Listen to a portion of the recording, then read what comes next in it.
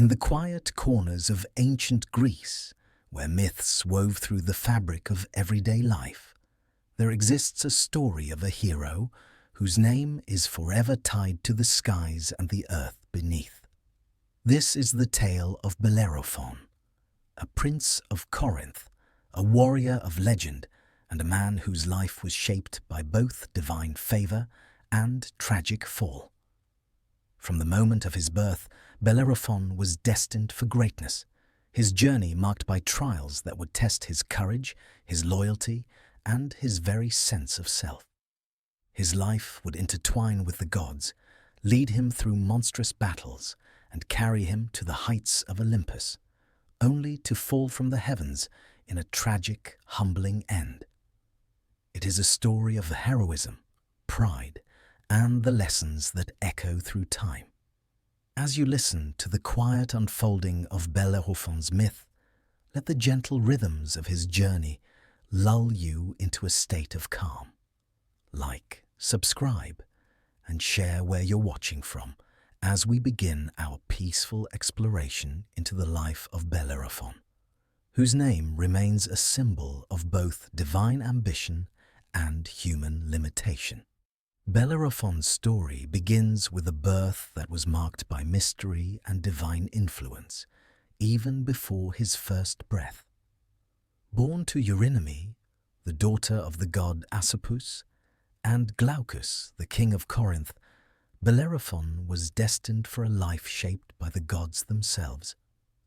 His mother, though mortal, was connected to the divine realm, and his father's lineage traced back to the gods as well, blending both mortal and immortal blood within the young prince. Yet, despite his royal heritage, there was something peculiar about Bellerophon's early years. While other children of royalty were raised with every luxury, Bellerophon's life was one overshadowed by tension and foreboding. The gods, it seems, had cast a watchful eye over him, for he was not merely a son of Corinth. He was a child of prophecy. His fate was woven into the grand tapestry of the gods, and this destiny would guide him through a series of trials. The most immediate figure of influence in Bellerophon's life, however, was his stepfather, King Sisyphus. A cunning and unscrupulous ruler, Sisyphus was known for his slyness and deceit. Though he initially welcomed Bellerophon into his palace, it wasn't long before a deep-seated rivalry began to grow. Sisyphus, ever paranoid of any threat to his rule, began to see in Bellerophon a potential challenge to his throne. The young prince, though raised in luxury, was never fully accepted by his stepfather. Perhaps it was the shadow of prophecy that lingered over him, or perhaps it was the bloodline he carried. But Sisyphus saw a rival where there was none. As with many figures in Greek myth, the gods themselves seem to have a hand in these family tensions. In a cruel twist, Sisyphus, fearing Bellerophon's growing strength and honor, devised a plan to rid himself of the boy. The king had always been resourceful, and he knew the power of manipulation. He would send Bellerophon away, far from the city where his potential might one day bloom. The exile was a cruel sentence, for it separated Bellerophon from his home, family, and the life he had once known. But this exile, though painful, was also the first step in Bellerophon's journey. It was through this exile that the boy would begin to forge his own path, a path that would lead him to encounters with gods, monsters, and kings who would shape his destiny. It was in this moment of trial, in the loss of comfort and certainty, that Bellerophon's true story began to take form. It is often in the hardest moments that heroes are born. Though young and displaced, Bellerophon's heart was full of potential. The gods had set the stage for him, and it would be in the faraway land of Lycia that he would face the first of many trials. But before he could leave Corinth behind, he would first receive a blessing from an unexpected source, a divine sign that would change his life forever. Bellerophon's exile from Corinth was not simply a matter of royal decree or political maneuvering. It was a necessary step in the unfolding of his destiny, a journey that would take him far from the familiar halls of his childhood home and into lands unknown. His exile was the result of a bitter conflict with King Sisyphus, his stepfather, who, with his usual cunning, had found a way to rid himself of the young prince. But for Bellerophon, this exile was more than just a punishment, it was a trial. As he left the city of Corinth behind, there was no turning back. The city's towering walls, which had once provided him with shelter, now felt like barriers that kept him from his true path.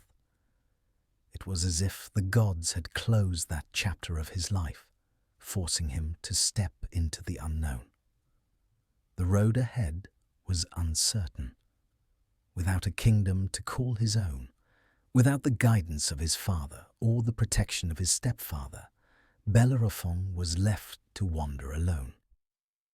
His only companion was his determination to prove himself worthy of the grand legacy that had been set before him. The exile was painful, not only because he was cast out of his home, but because it placed him in a liminal space, a place between the known and the unknown. Bellerophon's journey led him first to the court of King Proetus in Tiryns, a city to the south of Corinth. Proetus, a powerful ruler in his own right, welcomed Bellerophon with open arms. But this hospitality would not be without its own complexities. Bellerophon had not travelled far before his name, and his story had spread across the land. His journey was already becoming the stuff of legend, and King Proetus, hearing of the young prince's exile, was intrigued by his arrival. But Proetus had his own problems. His wife, Queen Stheneboia, was a woman of exceptional beauty, but her heart was one marked by jealousy and desire.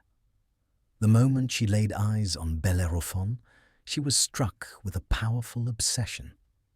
It is said that her heart burned with passion, and she found herself captivated by the young prince's charm and strength.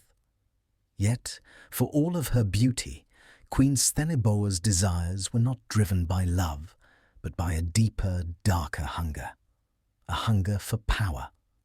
Stheneboia's feelings for Bellerophon soon turned into something far more dangerous.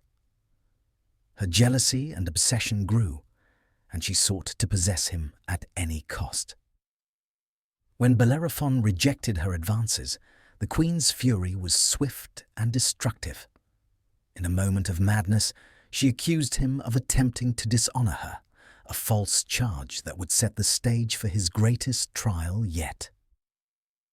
This accusation was not merely a personal grievance, it was a matter of state. Queen Stheneboia, feeling slighted, demanded that her husband, King Proetus, take action. In her mind, Bellerophon had dishonored her, and in her eyes this could not go unpunished. But Proetus, though initially unsure, was swayed by his wife's demands, and, torn between loyalty to his wife and his guest, sent Bellerophon away on a mission that would serve as both his punishment and his test. The mission, though seemingly a simple task, was a trap. King Proetus sent Bellerophon to the distant land of Lycia, carrying a sealed letter to King Iobates. The letter, a simple piece of parchment, held the king's command: kill the bearer of this letter. In this moment, Bellerophon was thrust into a deadly game of fate. He was not simply exiled, he was now the pawn in a larger web of manipulation. With the weight of the letter in his hands, Bellerophon set forth, unaware of the trap that awaited him. His heart remained steadfast, and he journeyed onward with a sense of purpose, even as the gods watched from above, their plans for him unfolding with quiet inevitability. The road to Lycia would take Bellerophon into the heart of the ancient world, where his fate would intersect with gods, monsters, and kings. His exile was not the end of his story, but the beginning of the trials that would shape him into the hero of legend. What lay ahead was unknown, but Bellerophon's resolve was as unyielding as the winds that guided him on his journey. Bellerophon's journey to Tiryns had been long and weary. The road was fraught with uncertainty, but his determination kept him moving forward. When he finally arrived at the gates of King Proetus's palace, it was clear that this visit would mark a pivotal moment in his story. Though the king had initially welcomed him, the shadow of Queen Stheneboia's jealousy now loomed large, and the hospitality that had greeted him was tempered by the queen's silent, smouldering anger. The palace of King Proetus, nestled in the hills of Tiryns, was a place of opulence and power. Its stone walls seemed to hum with the weight of history, and its halls were lined with the riches of a long and prosperous reign. Yet, beneath this grandeur, a sense of tension permeated the air.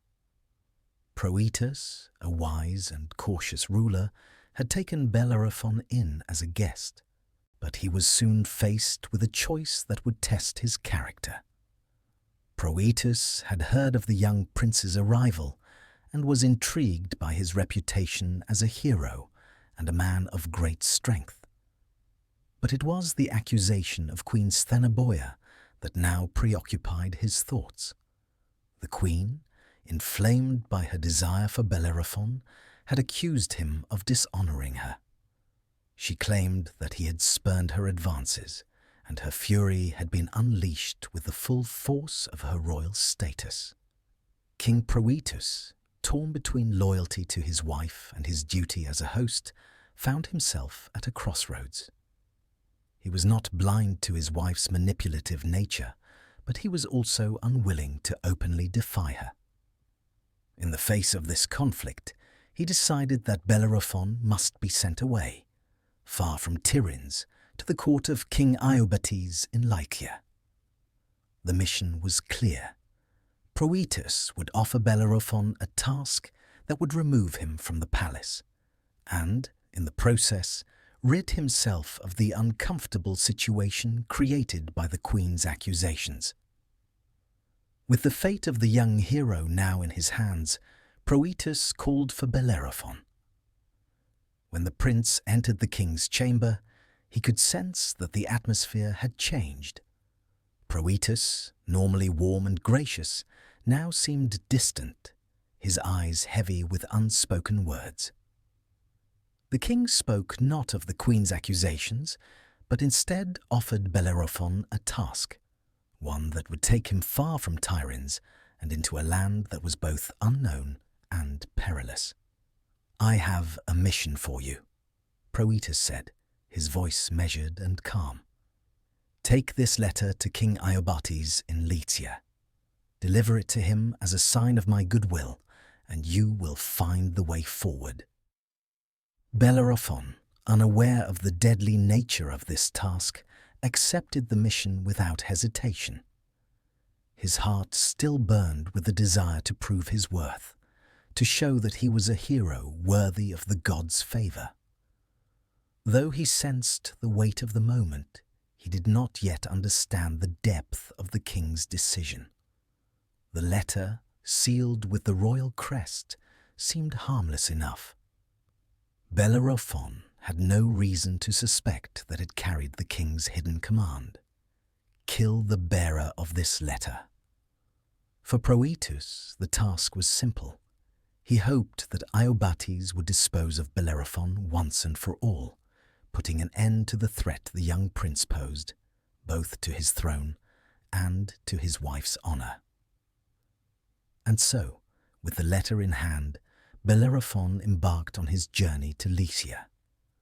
His heart was steady and his resolve unbroken, unaware that the very letter he carried would lead him into a series of trials that would test his courage, his strength, and his very soul. What awaited him in Lycia was unknown, but the path forward was clear. The gods had set their plan in motion, and Bellerophon, unaware of the dangers that lay ahead, moved forward with quiet determination. His visit to King Proetus had been the final step in his journey away from Corinth and into the heart of legend. Bellerophon's journey from Tiryns to Lycia was one fraught with uncertainty, though he continued to carry the letter given to him by King Proetus. As he travelled, the weight of the royal seals seemed to grow heavier with each passing mile, yet he remained unaware of its dark implications. The gods, however, were not so ignorant to his plight, for they watched over him from their celestial vantage, silently weaving their threads into the tale of his life. What Bellerophon did not know was that his journey had been set in motion not by a mere king's command, but by the machinations of Queen Stheneboia. Her jealousy and bitterness had begun a chain of events that would forever alter his fate. Her desire for Bellerophon had consumed her, and when her advances had been rejected, she had sought revenge. In her fury, she had twisted the narrative, making Bellerophon the villain in her own story, and her accusation had sent him away from Tiryns. It was the queen's jealousy that had turned Bellerophon's life into a game, a cruel chessboard where each move was designed to eliminate him. As Bellerophon journeyed, Proetus's instructions to deliver the letter to King Iobates weighed heavily on his mind. He had heard rumors of the king's great strength and might, and of the city of Lycia's storied history. Yet, even with these thoughts in his head, he could not have anticipated the storm that was brewing in the land ahead. The simple task to deliver a letter would soon become his greatest trial. When he arrived at the gates of Lycia, he was greeted not as a guest, but as an emissary of death. King Iobates, upon receiving the letter, understood immediately what was being asked of him. The royal seal, which carried the unmistakable mark of King Proetus, revealed the true nature of the task. It was not a friendly invitation, but rather a sentence of death for the bearer of the letter. And this letter, in its cruel simplicity, sealed Bellerophon's fate. Iobates, though a wise and capable king, had been placed in a difficult position. To defy Proetus's command would be to risk incurring the wrath of a powerful ruler, and yet to kill Bellerophon seemed unjust. But the gods, ever patient and ever watching, had crafted the perfect test. Iobates, unwilling to simply execute the young hero, decided to set him on a path of impossible trials, hoping to rid himself of Bellerophon without directly breaking the command given by Proetus.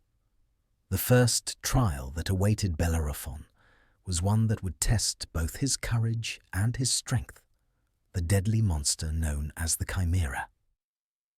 But before this monstrous encounter could take place, Iobates spoke with Bellerophon, offering a challenge that would determine his future in Lycia. "You have come from Tiryns," the king said, his voice grave. "And yet you bring with you a letter that calls for your death. You have been sent here by Proetus to be rid of, but I will not carry out his order. Instead, I will give you a task that will prove your worth. If you survive what lies ahead, you will earn your place in my court." With the weight of Iobates' words sinking in, Bellerophon understood that he had no choice but to accept the challenge. His reputation, his honor, and his very life hung in the balance. There was no turning back now. He had crossed the threshold into the unknown. The king's test was not one of diplomacy or intelligence. It was a test of strength, bravery, and endurance. Bellerophon was sent to confront the Chimera, a terrible beast that terrorized the land of Lycia. The Chimera, with the body of a lion, the head of a goat, and the tail of a serpent, was a creature of nightmare, spewing fire from its mouth and causing chaos wherever it went. No mortal had yet succeeded in defeating it, and it was said that the beast's very breath was enough to turn men to ash. Bellerophon, unflinching in his resolve, accepted the task. Yet, even as he prepared for battle, he was unaware of the divine assistance that would soon come to his aid. The gods had watched him for some time now, and they had already decided his fate. They would not leave him to face the Chimera alone. The winged horse, Pegasus, would come to Bellerophon's aid, carrying him through the skies and into battle. With his divine companion at his side, Bellerophon would ride to face the Chimera in a battle that would determine not just his future in Lycia, but the course of his entire myth. The sun hung high over the land of Lycia, casting its warm glow on the rugged terrain. Bellerophon stood at the edge of the rocky plains, his eyes fixed on the distant horizon where the Chimera was said to dwell. He had heard the stories, the terrifying descriptions of the beast that had brought so much death and despair to the people of Lycia. The creature was no ordinary monster, but a composite of the fiercest animals that roamed the earth. Its lion's body was powerful, its serpent's tail could strike with deadly precision, and its goat's head spewed fire from its mouth with a ferocity unmatched by any natural flame. Many brave warriors had tried to defeat the Chimera, and all had failed. Yet Bellerophon stood resolute. The trials laid before him were no ordinary tests. They were challenges designed to strip away his humanity and force him to become something more, something legendary. He had already endured the treachery of Proetus's court, the queen's false accusations, and the dire task set before him by King Iobates. Now the time had come for him to face his greatest test, the Chimera. As he mounted Pegasus, the divine steed given to him by the gods, Bellerophon felt a surge of power unlike anything he had ever experienced. The great winged horse was a creature of pure grace and strength, its powerful wings unfurling as it took flight beneath him. The wind whipped around him, but Bellerophon, accustomed to the steady beat of his heart in battle, felt an overwhelming sense of clarity. In this moment, he was not just a prince from Corinth, nor a man on a journey of exile. He was a hero, chosen by the gods themselves, and he would prove his worth. The battle ahead was not one of mere strength or skill, but of strategy. The Chimera was a creature of chaos, its form a disorienting amalgamation of different animals. To defeat it, Bellerophon would need to use more than just his sword. He would need to rely on his cunning, his judgment, and the divine assistance that had been granted to him. The air grew thick with anticipation as Bellerophon steered Pegasus towards the rocky hills where the Chimera was said to dwell. The sound of the hooves pounding against the earth echoed in the distance, and Bellerophon's heart beat in time with the rhythm. The moment had arrived. From the shadows of the cliffs, the Chimera emerged. The roar of the lion head split the air, a sound so deafening it seemed to shake the very ground beneath him. Flames burst from the beast's mouth, lighting the sky with a fiery glow that made the earth tremble. The serpent's tail flicked back and forth, its eyes glowing with an eerie, otherworldly intelligence. The beast was as fearsome as the legends had described, but Bellerophon, undeterred, urged Pegasus onward. The battle began. The Chimera charged toward Bellerophon, its lion body a blur of speed and power. Bellerophon, guiding Pegasus with precision, dove just out of reach of the lion's jaws, feeling the heat of the flames lick the air behind him. The Chimera's roar echoed through the mountains as it turned to face him, its serpentine tail ready to strike. But Bellerophon had anticipated the move.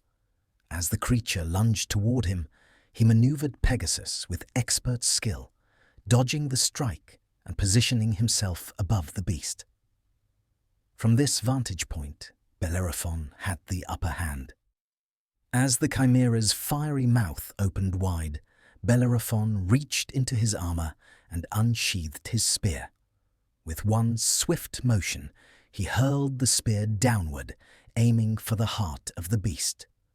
The spear pierced the lion's throat, and the creature let out a final guttural roar as its fiery breath sputtered out.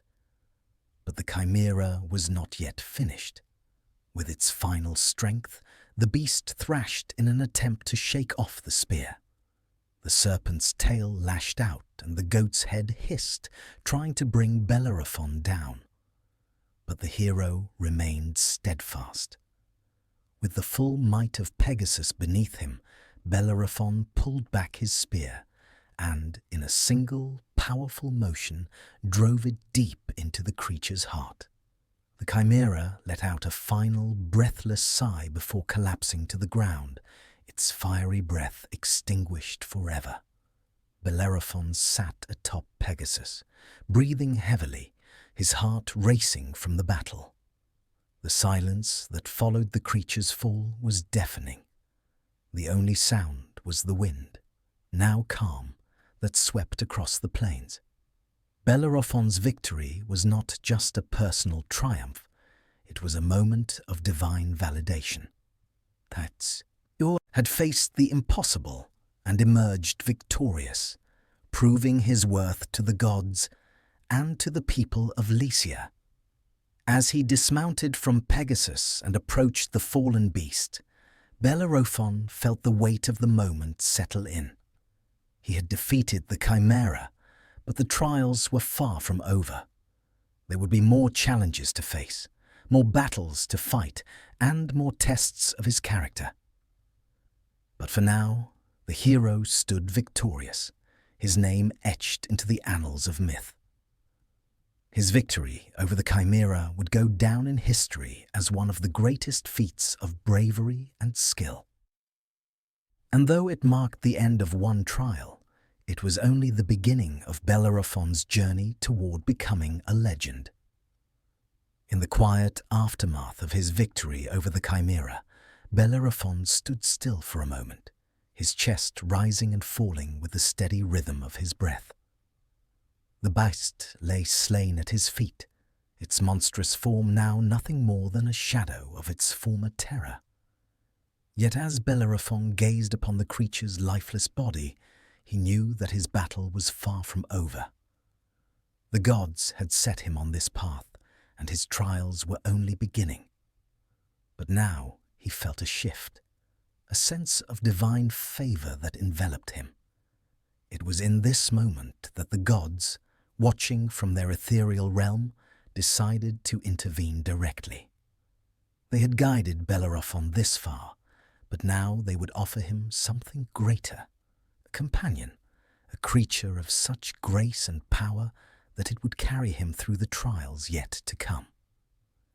It was the winged horse, Pegasus, that would become his loyal steed and ally. Bellerophon had heard of Pegasus before. The steed, born from the blood of Medusa when Perseus severed her head, was a creature of divine origin. it was said that only the bravest and most worthy of mortals could tame Pegasus. And now, Bellerophon was to be one of those few. As Bellerophon stood beside the Chimera's fallen body, a soft yet powerful sound reached his ears, an unmistakable rhythmic beat of wings. He turned toward the sound, his eyes scanning the skies. There, descending from the heavens like a creature of pure light, was the magnificent Pegasus. The steed's wings beat the air with a grace that seemed to defy the laws of nature, its coat glistening with a sheen of divine light. Its eyes, deep and wise, fixed on Bellerophon, as if it had been waiting for him all along. The moment was not one of drama or overwhelming spectacle, but of quiet recognition. Bellerophon, understanding the significance of the moment, approached the winged horse with reverence. He extended a hand, feeling the divine energy that radiated from Pegasus. The horse stood still, allowing Bellerophon to come closer. It was a bond that transcended mere words, a connection forged by fate, trust, and the will of the gods. Bellerophon mounted Pegasus, his heart swelling with a quiet awe. He had ridden horses before, but this was something entirely different.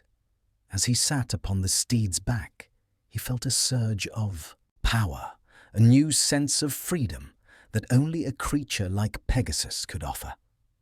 Together, they were not just man and horse, but a singular force, divinely chosen, unstoppable. With Pegasus beneath him, Bellerophon now possessed the means to face the trials that awaited him.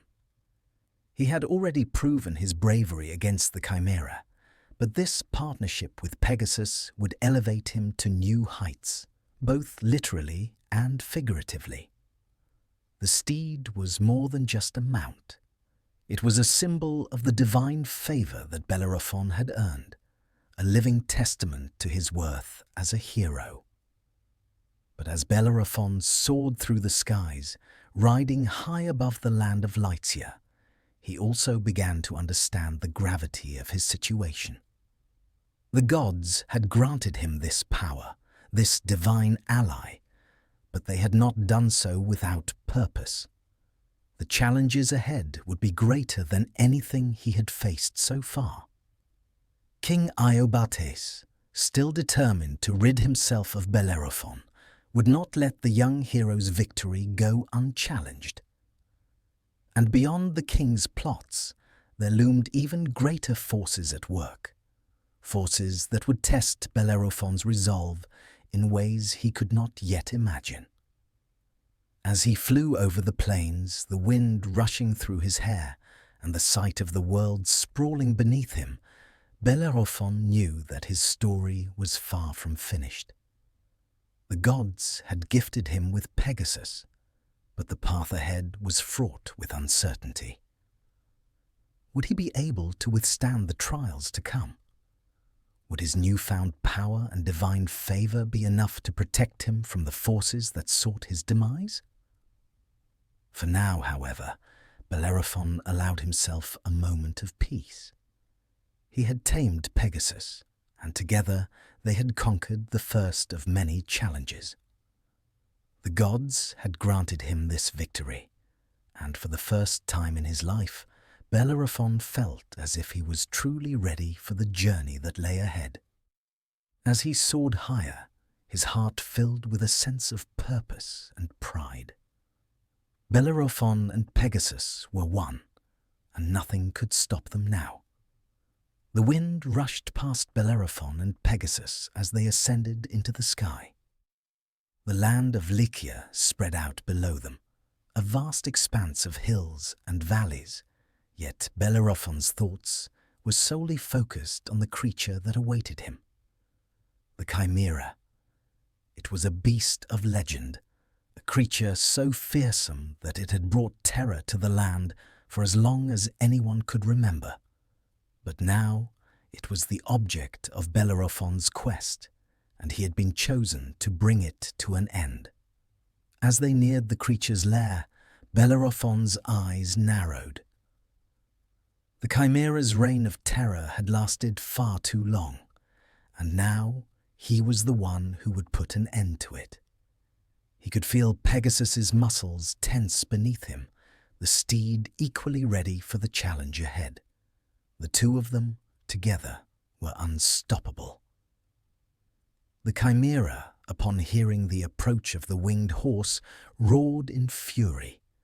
Its lion's head bared sharp teeth, its goat's head snarled, and its serpent's tail flicked menacingly. At them, creature was not an ordinary foe. It was a fusion of beasts, each part more terrifying than the last. It stood atop a jagged ridge, a looming silhouette against the darkening sky, its fiery breath lighting the horizon with an eerie glow. Bellerophon did not hesitate.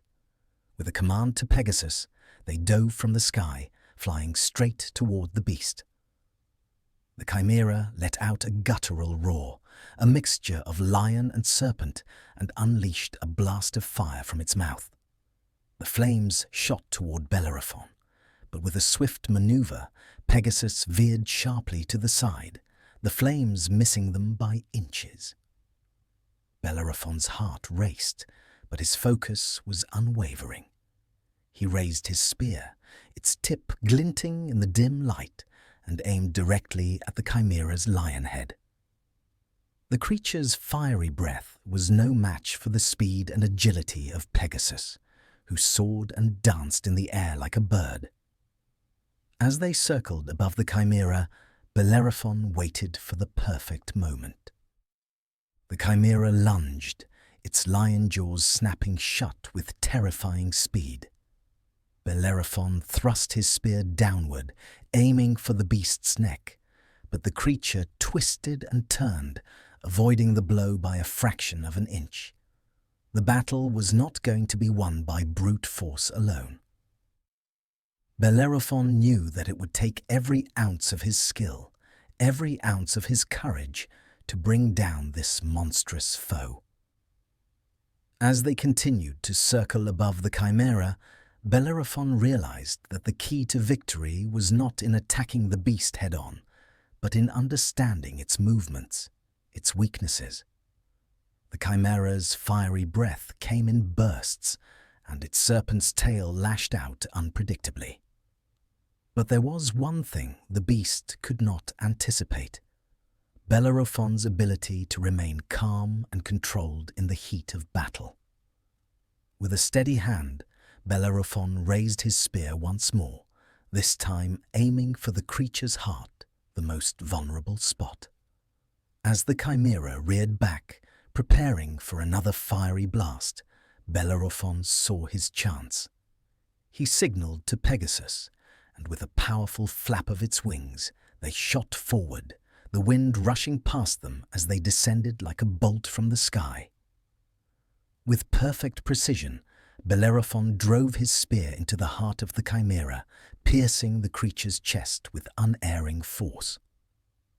The beast let out one final agonized roar, its fiery breath sputtering out as its body crumpled to the ground. The Chimera was dead. The silence that followed the battle was profound. Bellerophon, still perched atop Pegasus, looked down at the fallen beast. His heart pounded in his chest, but there was no time to rest. His victory was complete, but the challenges ahead were far from over. The gods had watched him closely, and now, it seemed, they had seen fit to grant him even greater trials. Bellerophon dismounted from Pegasus, his legs shaky from the intensity of the battle. The winged steed stood beside him, its eyes calm and steady, as though it had known all along that victory was inevitable.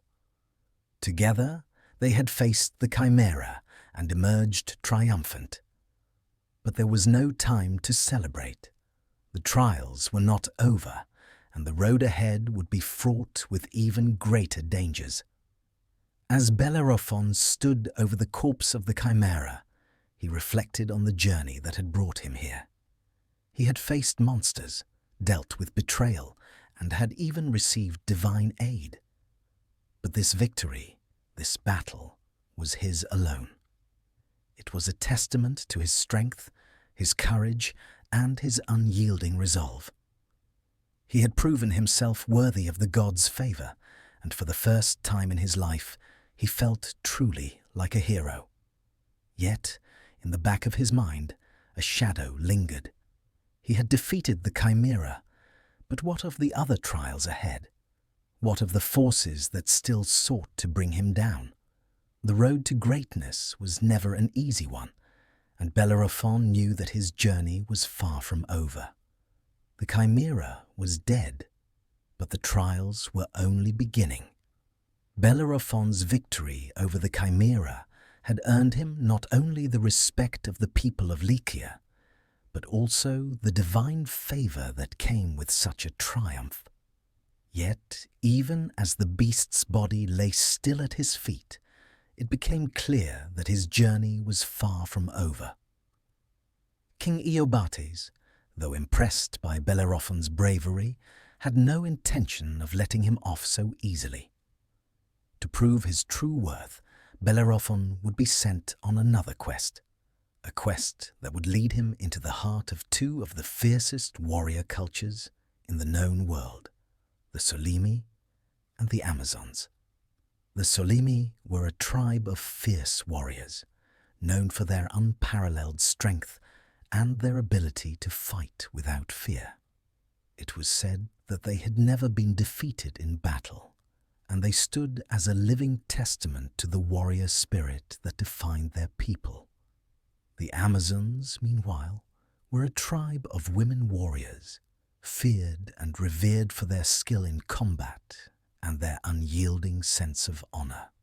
Both tribes had long been enemies of King Iobates, and now Bellerophon would be tasked with subduing them.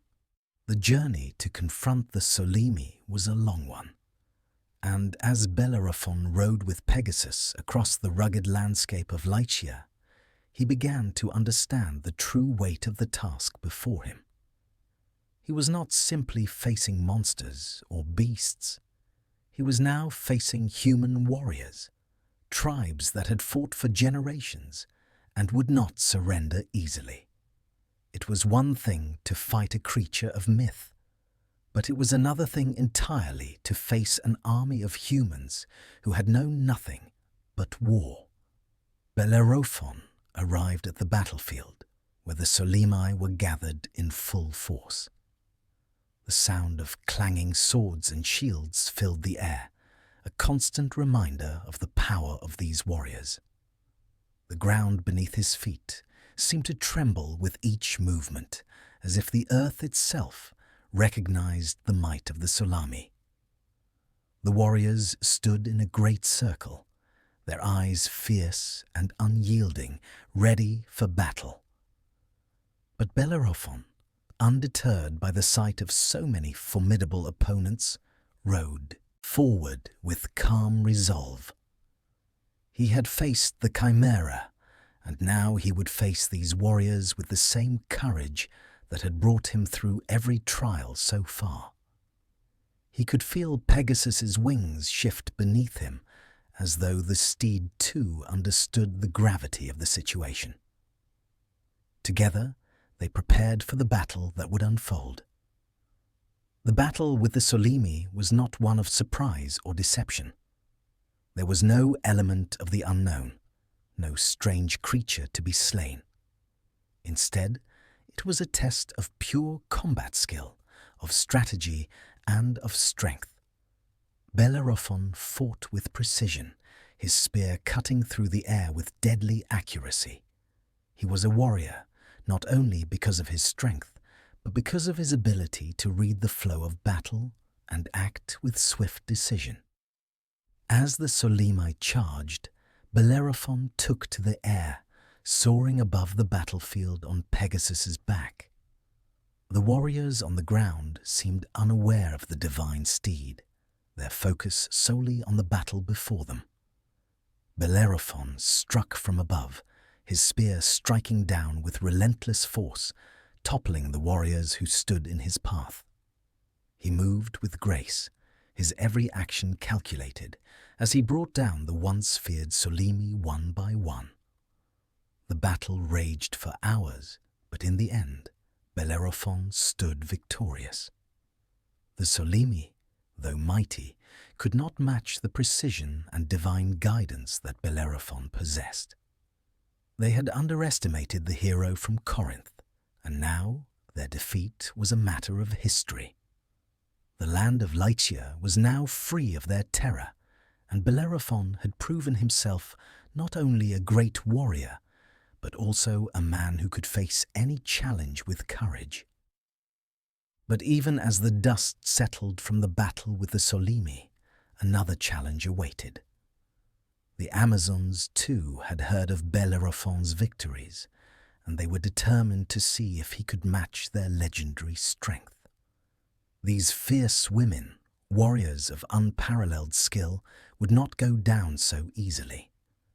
Their leader, the Amazon queen, was as skilled with a spear as any man, and would test Bellerophon's might in a battle unlike any he had faced before. The Amazons did not come with the same strategy as the Solymi. They were not a tribe of brute strength, but of cunning, discipline, and unity. The battle with the Amazons was not a straightforward clash. It was a dance of tactics, where each warrior fought with both grace and ferocity. Bellerophon, though skilled, found himself in a different kind of challenge. The Amazons knew how to work together, each movement synchronized in a way that made them seem like a single entity rather than individuals. Despite their skill, Bellerophon remained undeterred. His experience with the Chimera and the Solymi had prepared him for this. He fought with a calm focus, knowing that victory would come not through overwhelming force, but through understanding his enemy's movements. Each strike he made was purposeful, each dodge deliberate, as he moved through the battlefield with Pegasus guiding him from above. At the end of the battle, the Amazons, like the Solymi, had been defeated. Their queen, though fierce and honorable, could not stand against the combined might of Bellerophon and his divine steed. The Amazons, recognizing Bellerophon's strength and his valor in battle, called for peace, and they left the battlefield with respect for the hero who had proven himself in their eyes. Bellerophon's victories over the Solymi and the Amazons solidified his reputation as a warrior of great skill and bravery. He had conquered not just beasts, but the fiercest human tribes in the world, proving that he was not only favored by the gods, but capable of standing toe-to-toe with any enemy, divine or mortal. As he stood on the battlefield, his heart still racing from the combat, Bellerophon knew that his journey was far from over. These victories were only the beginning of the greater trials that awaited him. But for now, he had earned a moment of peace, a moment to reflect on the warrior he had become. With the Solymi and the Amazons now defeated, Bellerophon's name spread across the land as a hero of unparalleled strength and skill. His victories were celebrated throughout Lycia, and the people looked upon him with awe. Yet King Iobates, though he had been impressed by Bellerophon's bravery, remained uneasy.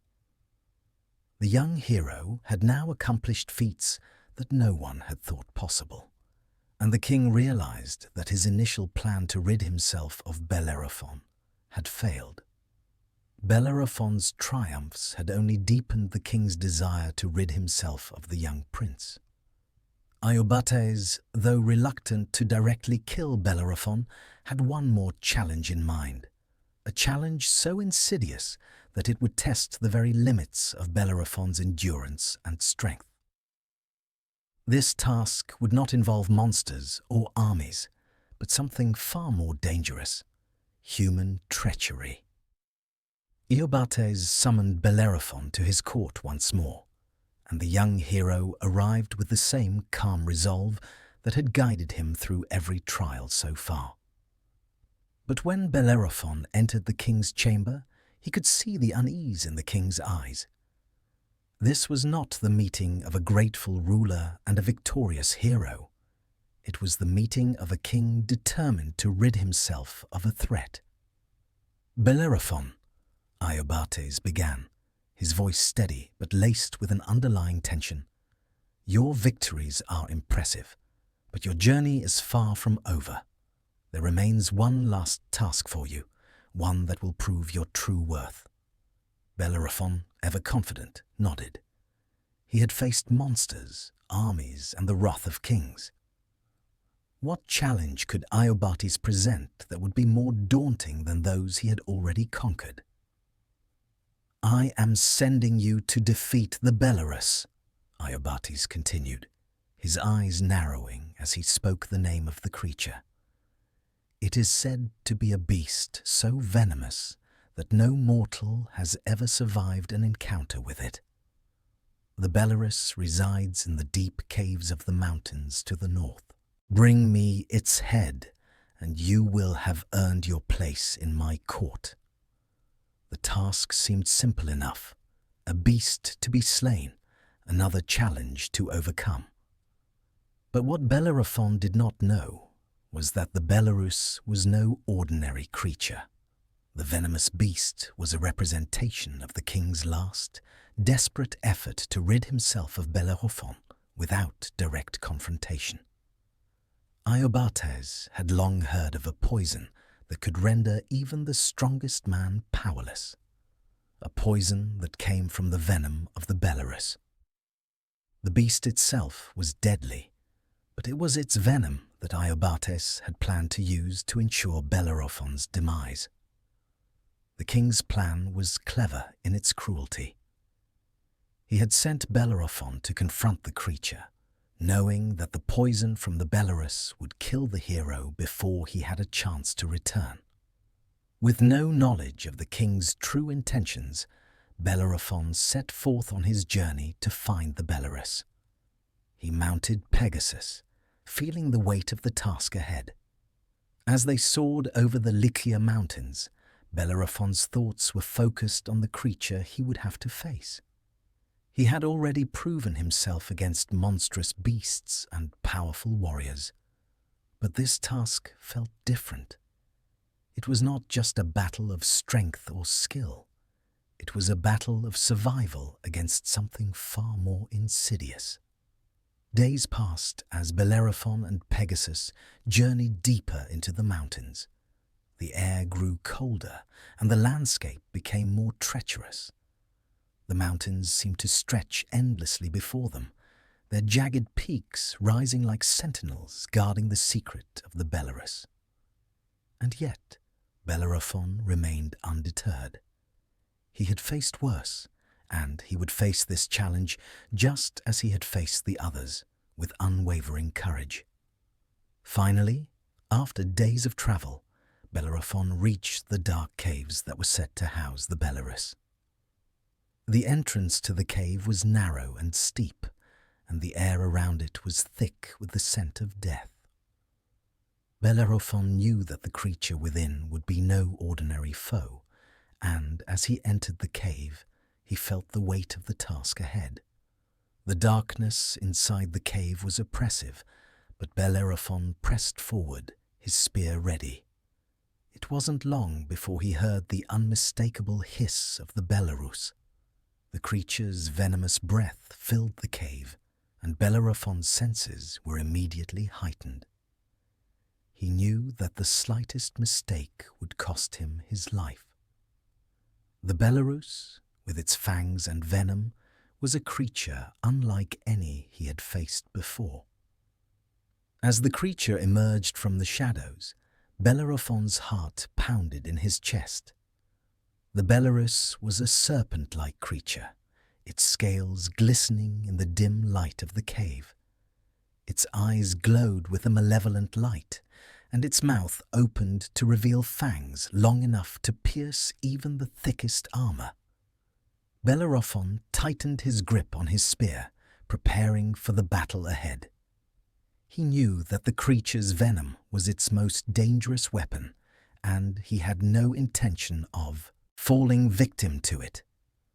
The Bellerus charged, its mouth open wide, but Bellerophon was ready.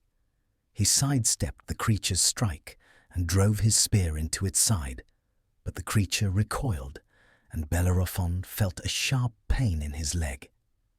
It was then that he realized the true nature of the king's trap. The Bellerus's poison had already begun to seep into his veins, spreading through his body with a terrifying speed. He had no time to waste. With one final, desperate effort, Bellerophon drove his spear through the Bellerus's heart, slaying the creature with a single, powerful blow.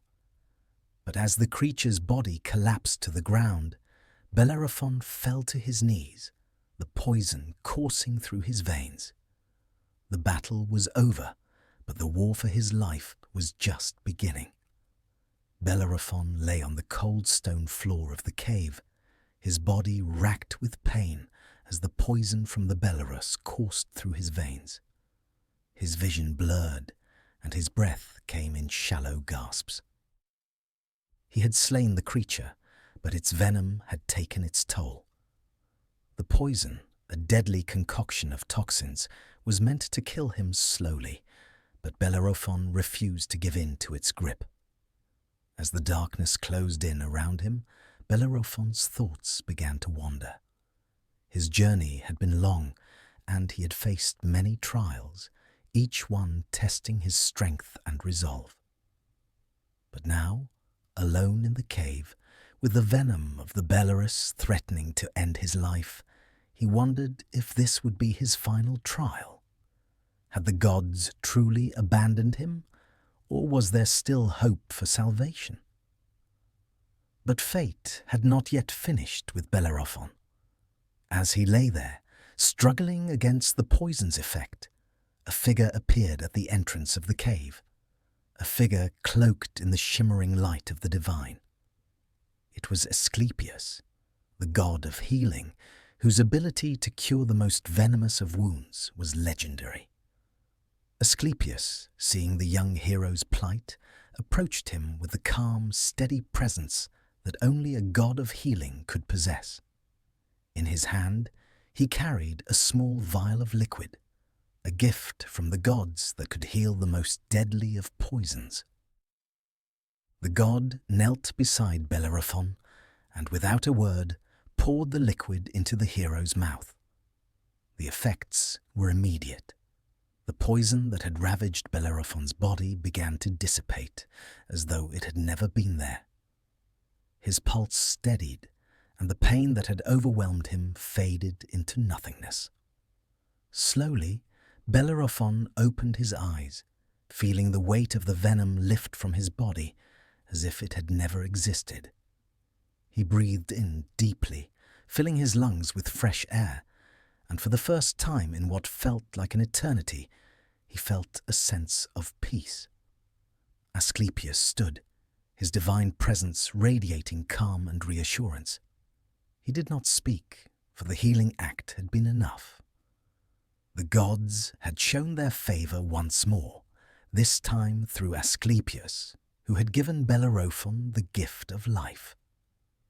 It was a reminder that, though his trials had been difficult and filled with suffering, the gods were never far from his side.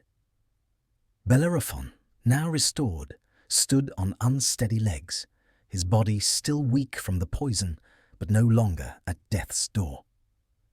He looked to Asclepius, gratitude shining in his eyes. He understood now that the gods had not abandoned him, but had instead placed him on a path of suffering that would ultimately lead to greatness. The trials had been necessary, for they had shaped him into the hero he had become. Asclepius gave Bellerophon a final, knowing glance before turning and disappearing into the shadows of the cave. The healing god had done his work, and now Bellerophon was ready to face whatever challenges awaited him. He had been given a second chance, a rare gift that many heroes before him had not received. Bellerophon stepped out of the cave, the light of the world outside bright and welcoming. The mountain air was crisp and fresh, and the sky above seemed to stretch endlessly, as if offering him a future of infinite possibilities. He had faced death and emerged victorious, not once, but twice. The gods had not only tested him, but had shown him mercy, and in that mercy, Bellerophon understood his purpose more clearly than ever before. Though his strength was not fully restored, his resolve was. He knew that he could no longer afford to rest. The challenges of Lycia had not been completed, and his task was not yet finished. He had been brought back from the brink of death for a reason. He was meant to accomplish something greater than he had ever imagined. With a renewed sense of purpose, Bellerophon mounted Pegasus once again, the wind lifting his hair as the steed's wings unfurled, ready to carry him into whatever fate had in store. He would continue on his journey, undeterred by the poison, undaunted by the trials that had nearly claimed his life. For now, his destiny was clear. He would face the challenges ahead with the same courage and strength that had carried him this far. But the gods, ever watchful, were not done with him yet. They had more tests in store for Bellerophon, more trials to ensure that he was worthy of his place in the heavens. And as the winged steed took flight, carrying Bellerophon once more into the sky, he knew that the greatest challenges were still to come. Bellerophon's recovery, though swift and miraculous, was not the end of his journey. The gods had healed him, but the challenges remained. With the poison of the Bellerus now a fading memory, Bellerophon and Pegasus soared across the skies of Lycia, their wings cutting through the wind with the grace and power of legends. The land below was a patchwork of hills, rivers, and forests, each part a reminder of the trials he had faced and the battles yet to come. But it was not the wilds of Lycia or the distant mountains that lay ahead. It was a return to the heart of his journey. Bellerophon, despite his many victories, knew that his story was far from finished.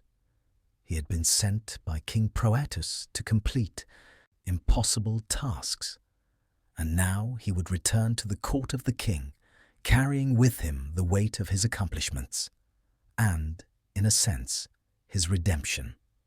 The road back to Tiryns was long, but Bellerophon did not hesitate. He had faced down the Chimera, conquered the Solymi, defeated the Amazons, and even survived the poison of the Bellerus. He had proved himself worthy of the gods' favor and their divine assistance. Yet, despite all that he had achieved, there was something more at stake. Proetus had sent him on these trials, not as a show of faith, but as a test to see if Bellerophon could be broken, if he could be made to fail. The court of Proetus had been the place where Bellerophon had been cast out, where he had been subjected to the jealousy of Queen Stheneboea. Yet now it would be the place of his ultimate recognition. The king had set these trials before him with the hope that they would destroy him, but instead they had forged him into a hero of legend. Now Proetus would see the fruits of his cruel scheme. As Bellerophon entered the gates of Tiryns, his heart was calm, his mind steady. He had nothing left to prove to anyone, least of all to the king who had cast him aside. But he knew that recognition from Proetus was still essential. It would be the final piece of his journey, the point at which his story would truly be written into the fabric of the world. When Bellerophon entered the king's hall, he was met with the gaze of Proetus, who stood in silent contemplation. There was no grand fanfare, no immediate declaration of victory. Instead, the king simply watched as Bellerophon approached, his expression unreadable. "You have returned," Proetus said, his voice cold but measured. Bellerophon bowed his head, not in submission, but in acknowledgement of the path that had brought him here. "I have done as you asked, King Proetus," he replied, his tone calm but unwavering. The king's eyes flickered with a mixture of admiration and begrudging respect. He had sent Bellerophon on the most dangerous of tasks, tasks that no mortal had ever survived. Yet, here was Bellerophon, alive, victorious, and standing before him with the quiet dignity of a hero who had earned his place in history. Proetus could not deny the truth that stood before him. Bellerophon had triumphed where others would have fallen, and in doing so, he had proven himself worthy of his place among the greatest of heroes.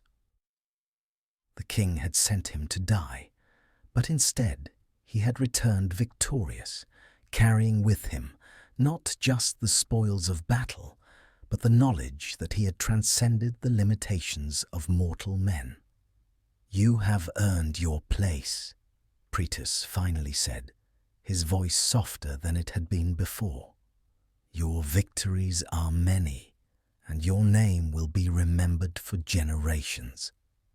Bellerophon, ever humble, did not bask in the king's words.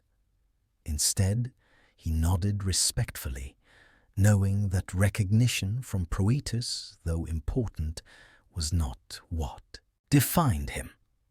It was the trials he had faced, the strength he had found within himself, and the wisdom he had gained that would shape his legacy. And yet, even in this moment of victory, there was a shadow that lingered. Proetus, though acknowledging Bellerophon's worth, had never fully accepted him. The king's begrudging respect was not enough to erase the betrayal of the past. Queen Stheneboia's jealousy, which had set these trials in motion, had not disappeared. The drama between the two men, though outwardly resolved, still simmered beneath the surface. Despite this, Bellerophon knew that his true worth had already been proven. It was no longer in the hands of Proetus or anyone else. The gods had watched him, tested him, and ultimately guided him to this point. Now, it was Bellerophon's own legacy that would define him. With the recognition from Proetus, Bellerophon knew that he had completed his journey, but he also understood that his story was far from over.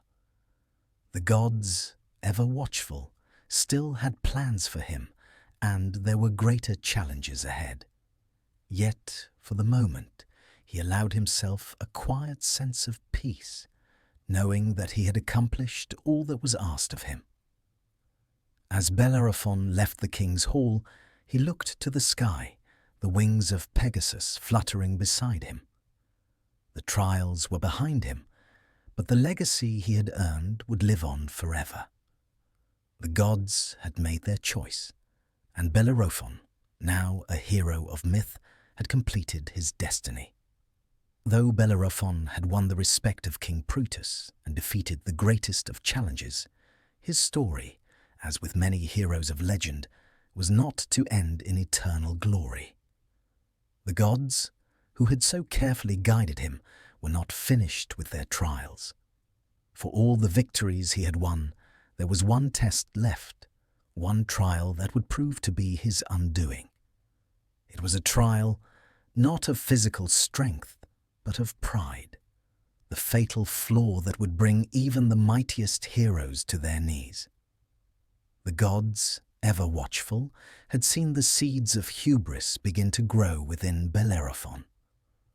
Though he had conquered the chimera, defeated the Solimi, and triumphed over the Amazons, there was a growing sense of invincibility within him.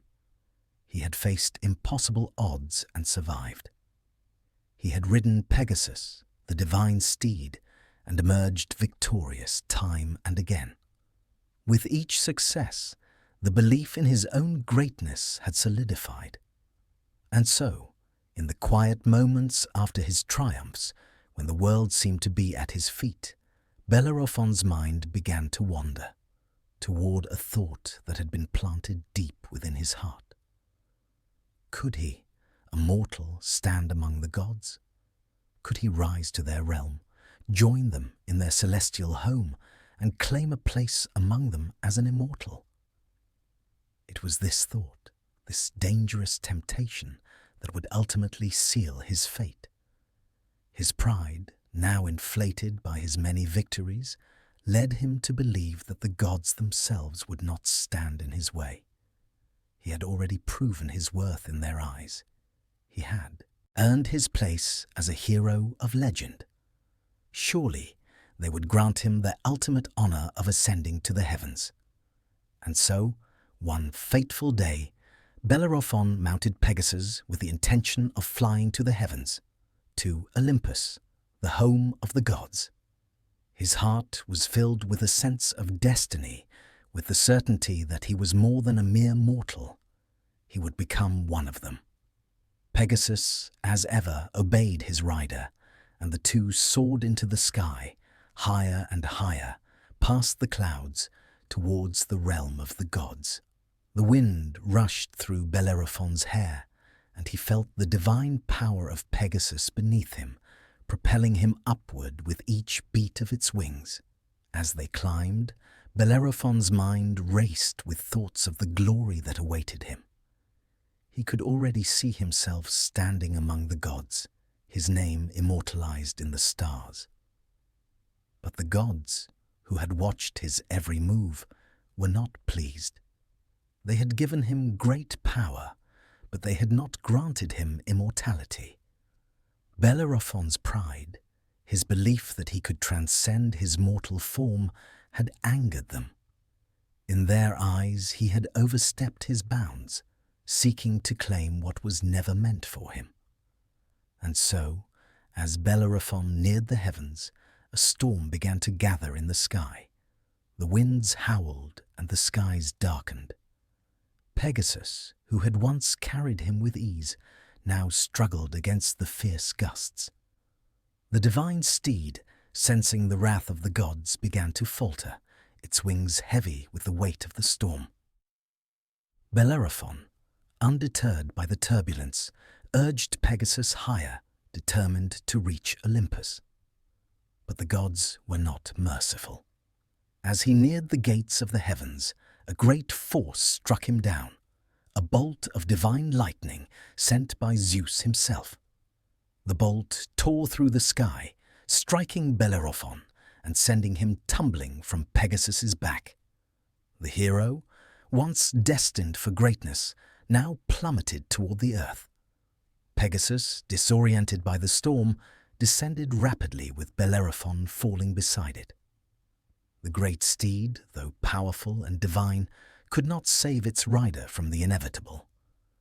Bellerophon fell from the sky like a comet, his body twisting in the air as he descended toward the earth below. The ground rushed up to meet him, and with a final thunderous impact, Bellerophon crashed to the earth. The force of the fall left him broken and battered, his once proud body now nothing more than a shadow of its former self. The gods had stripped him of his glory, his power and his pride, and in the end Bellerophon was left to wander the earth in solitude, his dreams of immortality shattered.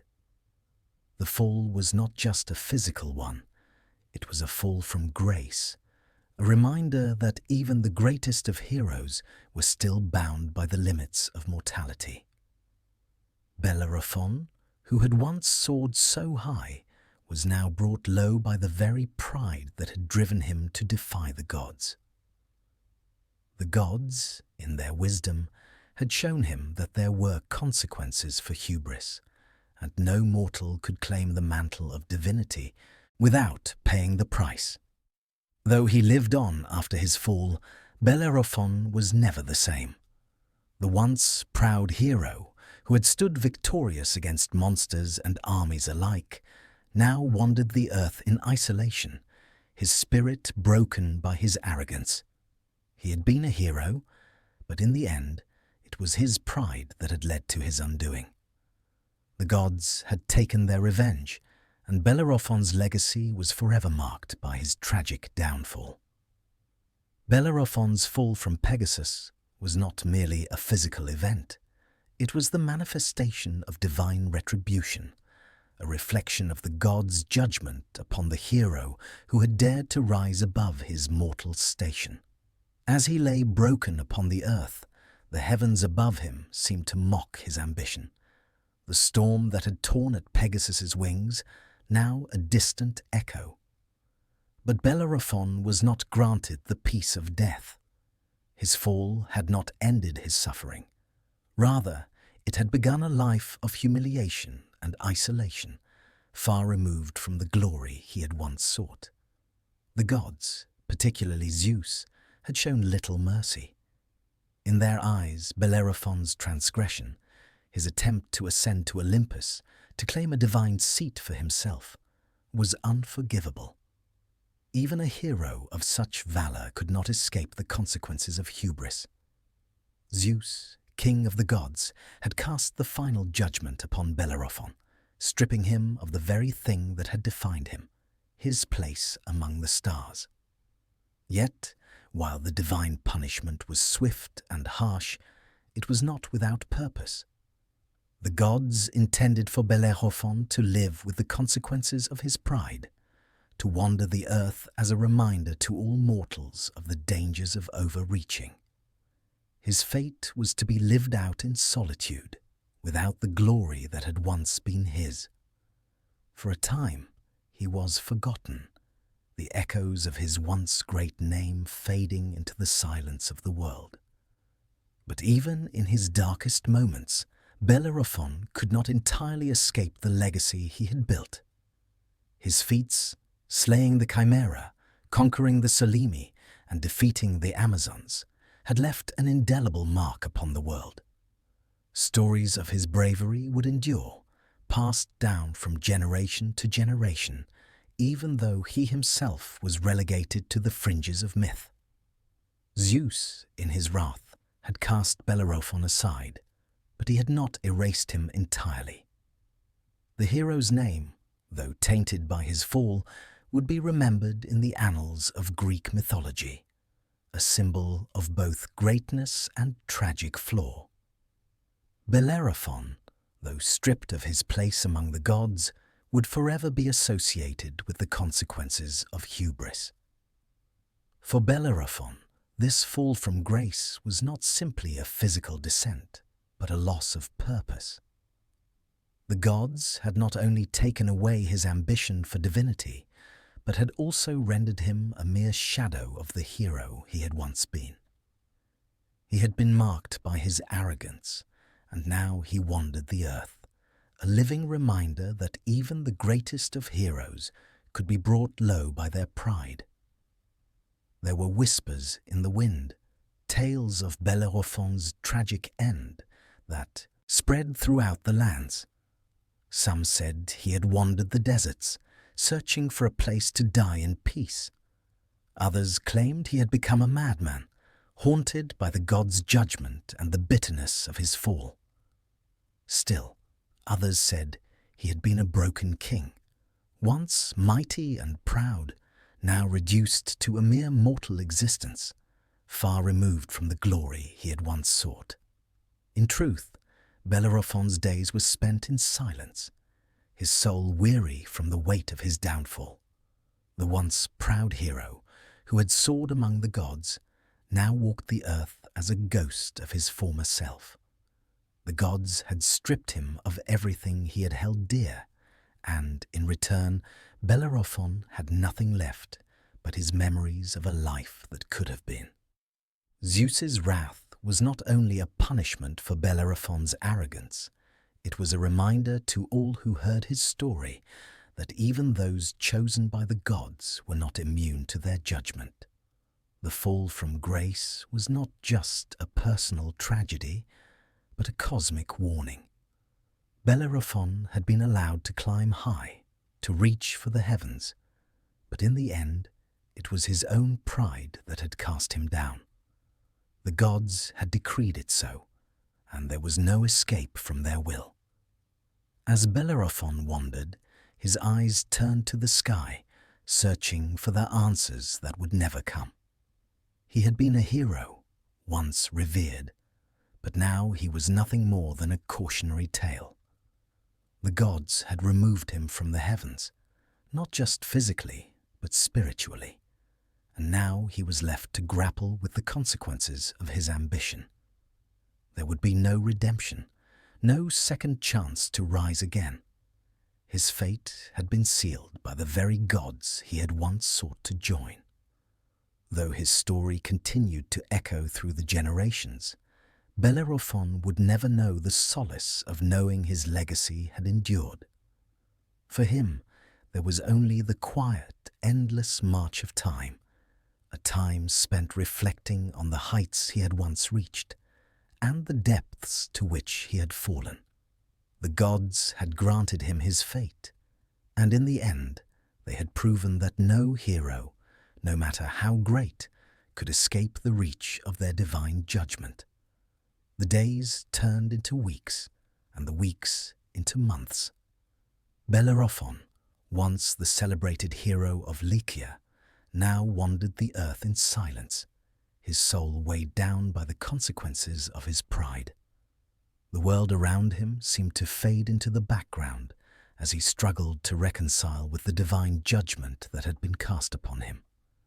His once proud name was now a shadow, a reminder of what could happen when a mortal dared to reach too high. He roamed the desolate plains, the mountains and the forests, but there was no solace for him, no place where he could escape the weight of his downfall. His pride had been his undoing, and now he was a man without purpose, drifting in the winds of fate. The fire that had once burned brightly within him, the fire that had driven him to defeat monsters and conquer armies, now flickered weakly, its flame consumed by the ashes of his lost glory. Bellerophon's journey through the wilderness was not just one of physical distance, but of spiritual exile. The gods had cast him aside, stripping him of his divine favor and leaving him to wander alone. There was no comfort in the world, no solace to be found. His body, though unscathed from his trials, seemed weary with the burden of his soul. The hero had become a ghost of his former self, a figure whose greatness had been eclipsed by his own pride. In his isolation, Bellerophon could do little but reflect on his past. He thought of the battles he had fought, the monsters he had slain, and the triumphs he had earned. But the memories were tainted by the knowledge that all of it had come to nothing. His journey had led him to the very heights of glory, only for him to be cast down by the gods in an instant.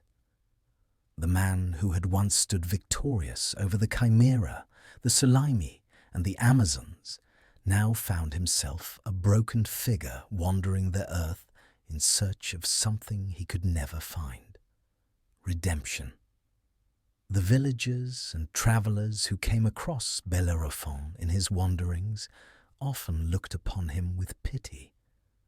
They had heard the stories of the great hero, and they saw the man before them, weary and ragged, as a cautionary tale. Bellerophon no longer carried the proud, noble air of the hero he once was. His eyes, once filled with the fire of battle and the light of divine favour, were now dull, as if the very spark of life had been drained from him. Some whispered that he had been cursed, that the gods had condemned him to wander endlessly without rest. Others believed that Bellerophon had been punished for his arrogance, that his fate was sealed the moment he had dared to fly to Olympus. In either case, there was no escaping the legacy of his downfall. His name, once spoken with reverence, was now a byword for hubris. The world had forgotten the hero, but the gods had not. Bellerophon spent his days walking in solitude, seeking no company, no comfort. He had once believed that he was destined for greatness, that his name would be immortalized alongside the gods. But now, as he walked the earth in silence, he knew that his name would be remembered only as a warning. The gods had shown him the limits of his power, and now he would never be allowed to forget it. Occasionally, the wind would whisper through the trees, and Bellerophon would stop, looking up to the sky, searching for some sign, some glimmer of hope. But the heavens remained silent, as though the gods had turned their backs on him for good. There was no answer to his prayers, no guidance for his wandering soul. He had been abandoned. Bellerophon's years of suffering and solitude stretched on, with no end in sight. He was a man trapped between two worlds, the mortal realm and the divine, never fully belonging to either. The gods had taken everything from him, and in their judgment they had left him with nothing but the silence of the earth and the weight of his own memories. But even in this silence, there was something Bellerophon could not deny. Despite his suffering, despite the loss of his former glory, there was a part of him that still clung to life. It was a small flicker, a dying ember in the depths of his soul. But it was there. He had faced monsters and armies. He had defied the gods themselves and had been brought to his knees. Yet, despite it all, he still lived. In that quiet, solitary existence, Bellerophon began to understand something that had eluded him in his earlier, more arrogant days. His downfall had not been the end of his story. It had been the beginning of something new.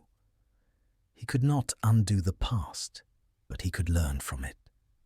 The gods had punished him, but they had also given him the gift of life. A life now marked not by pride or ambition, but by humility and reflection. Bellerophon was no longer the hero he had once been, but in his suffering he had found something greater. The gods had stripped him of his divine ambition, and in doing so, they had shown him the true meaning of mortality. His story, once one of glory, had now become a tale of redemption, a redemption that could only come through acceptance of his own limitations. Bellerophon's years of wandering had stretched far beyond what even he had anticipated. He moved through the lands of Lycia, now a place of haunting memories, not the proud kingdom where he had once been lauded as a hero. The faces of those he had saved, the places he had once known, all seemed to blur together. What had once been a life filled with triumph was now a faded tapestry of forgotten victories and irretrievable glory. Time, as it does with all things, had taken its toll. Bellerophon's body, once strong and resilient, had begun to show the wear of his years of isolation. His hair, once dark and full of life, had greyed, his features hardened by the weathered touch of time. His frame, though still strong, had lost the vitality it once held. The vigour of youth, which had once fueled him through battles and trials, had long since faded, leaving only a man burdened by the weight of regret. In his solitude, Bellerophon found himself drawn to the places where he had once fought. He revisited the plains where he had battled the Chimera, the hills where he had faced the Solymi, and the forests where he had confronted the Amazons. Yet, as he walked through these familiar lands, they seemed to have lost their significance. The ground that had once held the echoes of his triumphs now felt hollow beneath his feet. The world he had once conquered no longer recognized the man who had shaped it.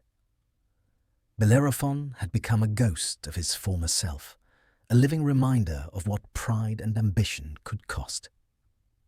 The villagers who passed him on the roads no longer saw a hero. They saw an old, broken man. Some recognized him, but their eyes were filled with pity, not reverence. The world had moved on, and so had the legends of his deeds. Bellerophon, once the proud son of Corinth, now found himself lost in the folds of time. Though he had achieved greatness in the eyes of mortals, the gods had shown him the true cost of that glory. His fall from grace had been swift and unforgiving, and though his body had lived on, his spirit had been shattered. There were no more quests for him to undertake, no more monsters to slay. His name had been carved into the annals of myth, but Bellerophon had no desire for fame or recognition anymore. He had lost the very essence of what had once driven him, the pursuit of glory. It was in the quiet of his wandering, when the world seemed to stand still around him, that Bellerophon began to accept the truth of his existence. He could not change the past. He could not undo the mistakes that had led him to this point. His ambition had led him to the heights of the heavens, only for him to be cast down by the gods. The gods had given him everything and taken it all away, but now they had left him to linger in the silence of his own regrets. One evening, as the sun dipped low behind the hills, Bellerophon found himself at the edge of a quiet stream. The water shimmered in the fading light, the soft sound of the current a gentle reminder of the world's persistence. Bellerophon knelt by the water, gazing into its depths, as though searching for some sign, some glimmer of hope that might redeem him. But the water offered no answers. The ripples of the stream moved with the same steady rhythm, indifferent to the man who knelt beside it. In this moment, Bellerophon understood something he had never grasped in his earlier, more arrogant years. Glory was fleeting. The gods had granted him victories, but they had also taken them away. And now, with nothing left but the echoes of his past, he was left to confront the reality of his mortality.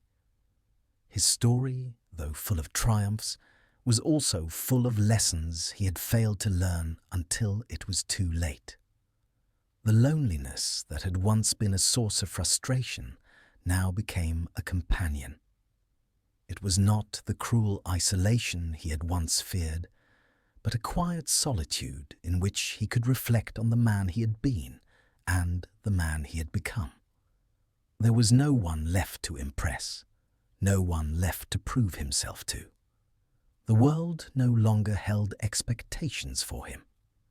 He was no longer the hero who had ridden Pegasus to battle monsters. He was simply Bellerophon, a man whose life had been shaped by both his greatness and his fall. As the darkness settled over the land, Bellerophon sat by the stream, feeling the cool night air on his face. His journey had taken him to the highest peaks of heroism and the deepest pits of despair. And now, in his final years, he understood the fragility of both. There was no more striving, no more ambition. There was only the acceptance of the path that had led him here, and the quiet resignation that came with knowing his story had already been written. The gods had tested him, had shown him both mercy and punishment. His pride had been his undoing, but it had also been a catalyst for his greatest triumphs. And now, in his solitude, Bellerophon could only hope that his story would serve as a lesson to those who followed in his footsteps. A hero's journey, no matter how great, was always marked by the fragility of mortality. And so, Bellerophon's life continued in its quiet, fading way as the world around him moved forward.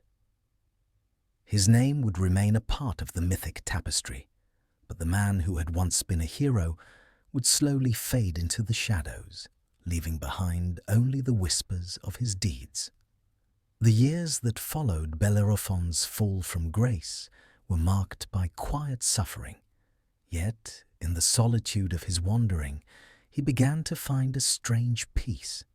The divine favor that had once been lavished upon him had been withdrawn, leaving him to grapple with his mortality. His name, once heralded in songs and stories, had now become a cautionary tale. Yet, even in this isolation, Bellerophon began to understand the value of his journey, not in the grandeur of his past accomplishments, but in the lessons they had imparted. It is said that heroes, once they have fallen, often spend their final days reflecting on their actions, seeking redemption in the eyes of the gods, or, at the very least, in their own hearts. For Bellerophon, there was no return to the heavens, no second chance to join the immortals. The gods had shown him that pride, unchecked and unyielding, would always be his downfall. And so he lived out his days as a humble man, far from the grandeur of his youth, far from the glories of battle and conquest. But there was one thing that remained constant through it all: his connection to the earth. It was in the quiet moments, alone by the streams and in the fields, that Bellerophon came to understand the deeper truth of his existence. He had been a hero, yes, but he had also been a mortal. He had been granted the gift of life, and though he had squandered it in pursuit of greater glory, he now found solace in the quiet of nature, in the rhythm of the world that continued unabated, regardless of his fate. Bellerophon wandered until the end of his days, not seeking fame, not chasing the recognition that had once eluded him, but simply living in the moment. His suffering, though deeply rooted in his past pride, became a form of quiet penance. He did not seek forgiveness from the gods, for he knew that such a thing was beyond him. Instead, he found solace in the knowledge that he had lived, truly lived, even if his life had been shaped by both divine favor and divine punishment. As the years wore on, Bellerophon's body began to weaken. His once strong frame, now worn and frail, could no longer withstand the rigors of the earth. He had lived through trials that had tested the very limits of his endurance, but now it was clear that his time was drawing to a close. The gods, who had once cast him down from Olympus, now saw fit to call him home, not in glory, but in quiet resignation. His life, once filled with ambition and glory, would end as it had begun, quietly, humbly, and far from the reach of the immortals. In his final days, Bellerophon rested in a small valley, surrounded by the fields he had come to love. The wind whispered through the trees, and the stars above watched over him as he lay on the earth, his body weary but at peace. It was there, in the silence of the night, that he finally understood the lesson the gods had imparted to him. Greatness is fleeting, and pride is but a fleeting illusion. True heroism lies not in what one accomplishes, but in the ability to accept one's own limitations, to learn from one's mistakes, and to live with humility.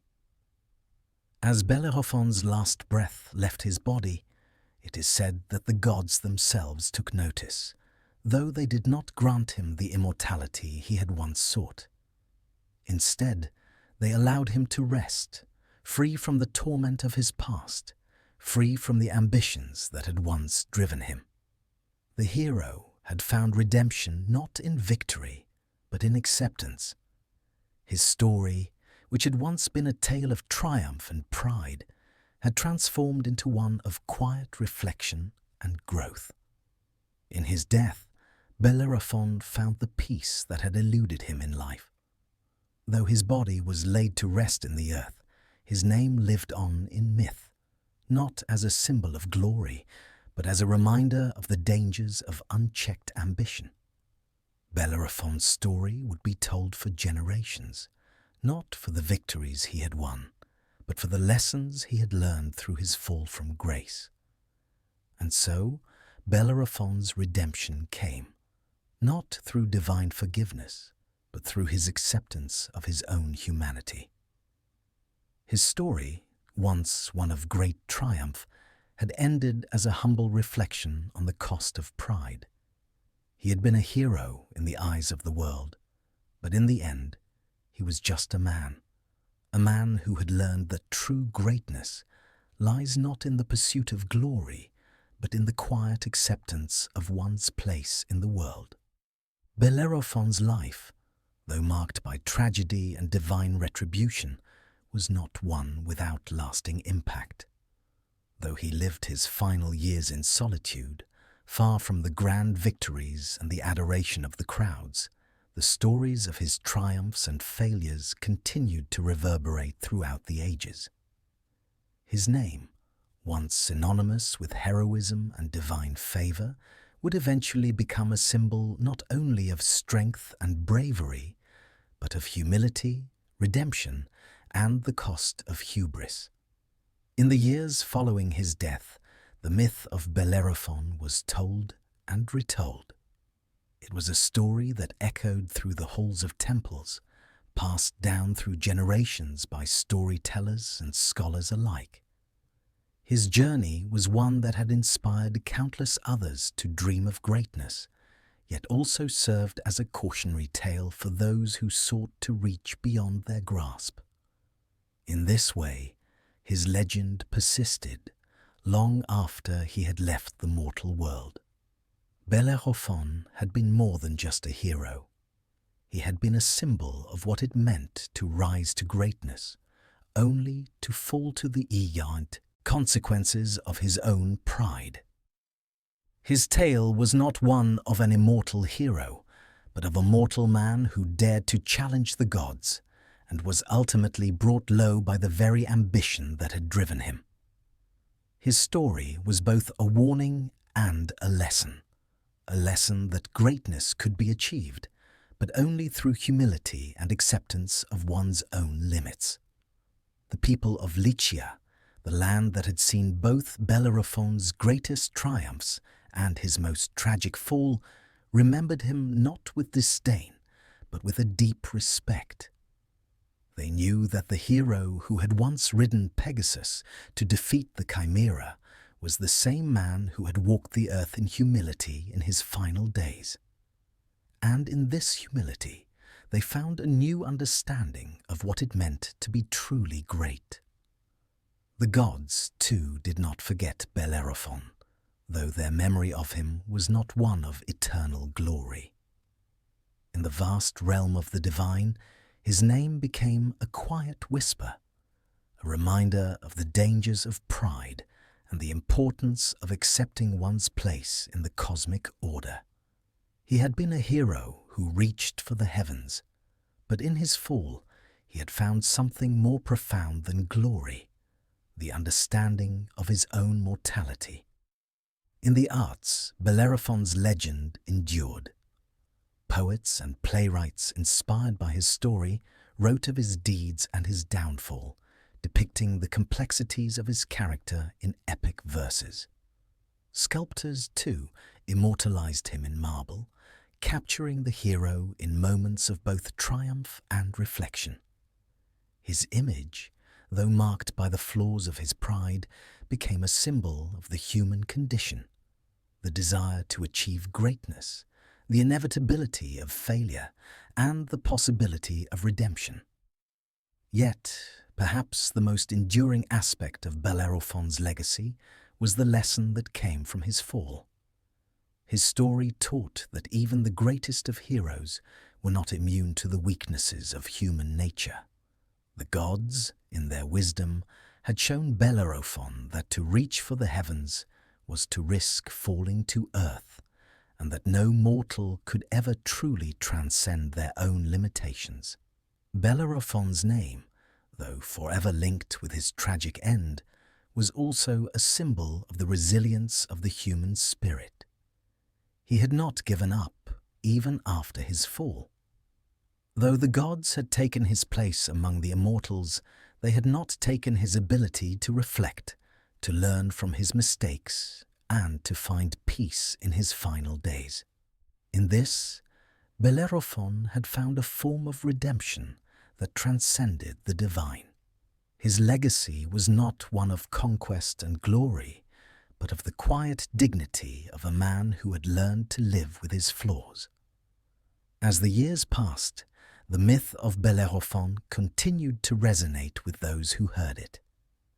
It became a story that was not just about a hero, but about the human experience itself, the triumphs, the failures, the lessons learned along the way. His legacy lived on, not in the grand feats he had achieved, but in the wisdom he had gained through his fall. Bellerophon's name would forever be remembered, not as a god, but as a man who had dared to dream beyond his limits, and in doing so had become a hero not just in the eyes of mortals, but in the eyes of the gods themselves.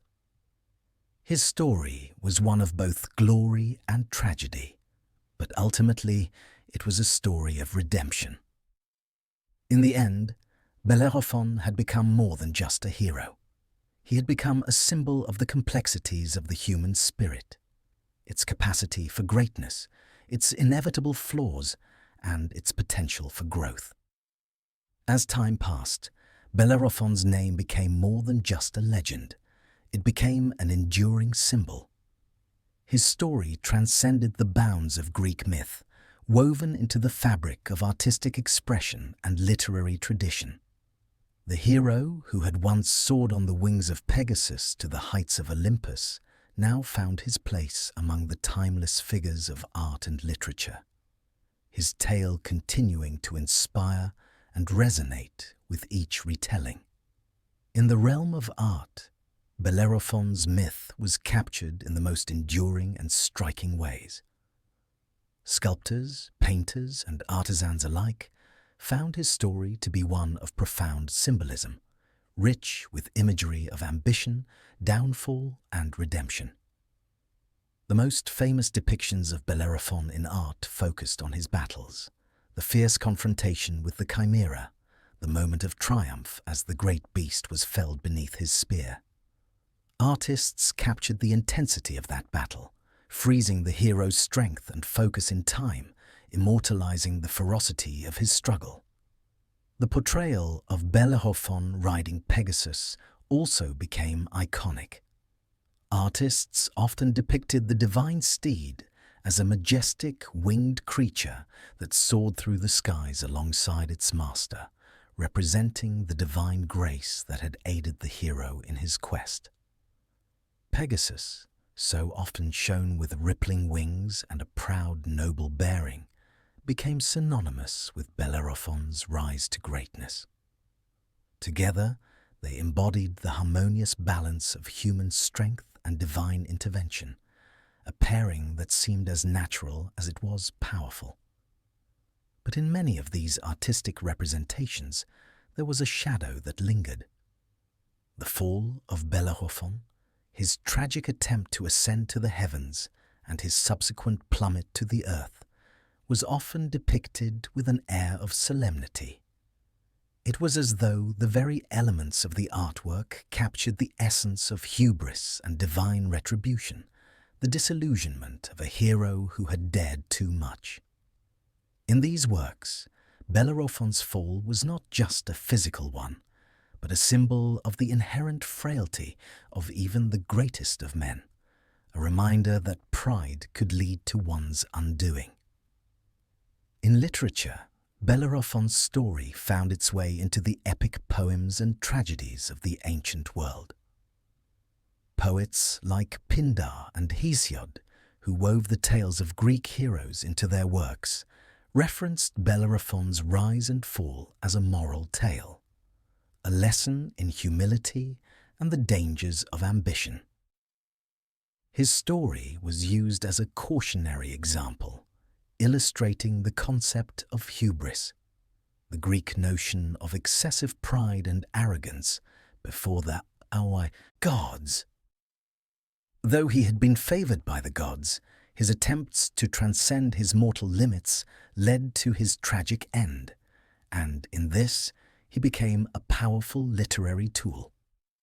In later works, Bellerophon's myth was revisited with a deeper understanding of his humanity. His struggles were no longer seen as just a battle with the gods or a simple story of heroism. Writers began to explore the complexity of his character, seeing him not only as a victim of divine wrath, but as a man who had struggled with the same flaws that every human faced: pride, ambition, and the desire for greatness. His fall was not only divine punishment, it was the result of his own inner conflict, a battle with his own ego and the temptation to transcend his limitations. In the Renaissance period, when the classical ideals of Greek and Roman culture were revived, Bellerophon's myth experienced a resurgence in European art and literature. Writers like the great poets and dramatists of the period saw in Bellerophon's story a profound reflection on the human condition. His story was not merely a tale of a Greek hero, but a universal narrative about the price of ambition, the complexities of identity, and the inevitability of failure. In these works, Bellerophon became a tragic hero in the truest sense, one whose fate was shaped not by his actions alone, but by the very forces of pride and destiny that governed human life. As the centuries passed, Bellerophon's myth continued to be revisited and reinterpreted in various artistic and literary forms. His image found its way into the classical works of the 18th and 19th centuries, often portrayed as a hero whose great deeds were contrasted with his tragic downfall. These representations were filled with both admiration and a sense of foreboding, as Bellerophon's story served as a reminder of the fragility of human greatness. In literature, poets and playwrights continued to draw upon the lessons embedded in his myth, using his fall as a symbol of the inevitable limits of human endeavor.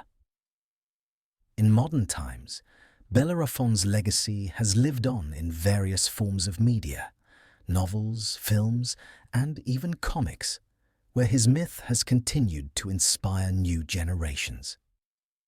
Though his story may have changed with each retelling, the core elements remain the same. A man whose ambition leads him to greatness, only for that same ambition to bring about his tragic fall. His image as a tragic hero, battling not only monsters but his own pride, remains a timeless and resonant theme. As an enduring symbol, Bellerophon's myth has transcended its origins in Greek mythology, becoming a story that speaks to the universal human experience. His story reminds us all of the dangers of overreaching, of forgetting the limits of our own mortality, and of the price that must be paid for our desires. Yet, it is also a story of redemption, of the possibility of learning from one's mistakes, and of the resilience that can be found even in the face of divine punishment. Bellerophon's myth has become a mirror in which we can see our own struggles reflected. It is a story that speaks to the timeless conflict between human ambition and the divine, between pride and humility, and between glory and fallibility. His legacy, though shaped by tragedy, has endured as a reminder of what it means to be human, and what it means to face the consequences of our own desires. Bellerophon's tale is interwoven into the larger tapestry of Greek mythology, and his legacy, though marked by tragedy, reveals profound connections to the great cycles of heroes, gods, and monsters that define the myths of ancient Greece. His story, while often seen as a solitary journey, is part of a broader narrative about humanity's quest for greatness. The interplay between mortals and immortals, and the eternal struggle with pride and humility. His role in the mythic cycle reflects the themes of fate, divine intervention, and the limits of human ambition, all of which are recurrent motifs in the myths of ancient Greece. Bellerophon's rise to fame, marked by his victory over the Chimera, established him as a hero in the truest sense of the word. He was a warrior who was chosen by the gods to undertake impossible tasks and face monstrous foes. In this, he shares much in common with other iconic heroes of Greek mythology, such as Perseus and Heracles, both of whom were also tasked with confronting the unimaginable. Like Perseus, who was sent to slay Medusa, Bellerophon was given a seemingly impossible challenge, one that, when overcome, would elevate him to legendary status. However, Bellerophon's tale diverges from these other heroes in significant ways. While Perseus's journey is marked by divine assistance that culminates in triumph and a return to mortal life, Bellerophon's quest reaches its tragic conclusion with his attempt to transcend his mortality. The gods, having granted him incredible power through Pegasus and other divine gifts, showed him the limits of human ambition when they struck him down after his attempt to fly to Olympus. This moment of hubris, where Bellerophon reaches for the heavens, mirrors the classical motif of heroes who, in their desire to surpass human limits, face divine retribution. Bellerophon's fall from grace becomes a pivotal moment in the mythic cycle. His story serves as a counterpoint to the ultimate successes of heroes like Heracles, whose labors are completed through perseverance, humility, and eventual immortality. Unlike Heracles, whose tragic flaws are redeemed through suffering and ultimately lead to his deification, Bellerophon's pride leads him not to redemption, but to a life of exile, suffering, and quiet solitude. In this sense, Bellerophon represents the darker side of the hero's journey, where the quest for glory and immortality can lead to isolation and loss. Moreover, Bellerophon's struggle with the gods speaks to the larger themes of divine justice that permeate Greek mythology. The gods, who are often portrayed as capricious and fickle, exercise their power over mortals, testing them not only through external trials, but also by shaping their fates with divine punishment. The gods' judgment of Bellerophon, though harsh, serves to remind mortals of their place in the cosmos. No matter how great the hero may be, they are always subject to the whims of the gods, and the boundaries between mortal and immortal will always remain distinct. In the larger context of Greek mythology, Bellerophon's story fits into the broader pattern of heroism, fallibility, and divine retribution. The Greek pantheon is populated by gods and heroes who are constantly in conflict with one another, their actions shaped by the complex interplay between human desires and divine will. Just as the gods often seek to test mortals through trials, Heroes like Bellerophon rise to meet these challenges, only to be brought low by their own shortcomings.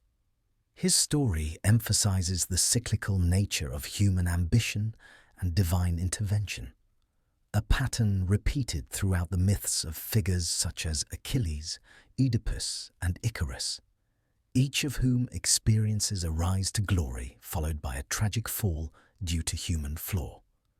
Bellerophon's myth, like many others, also touches on the idea of fate.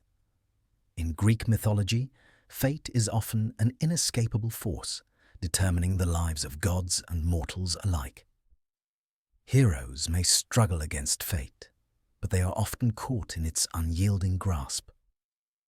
Bellerophon, in attempting to fly to Olympus, sought to defy his mortal limitations, yet he ultimately found that fate had already decided his path.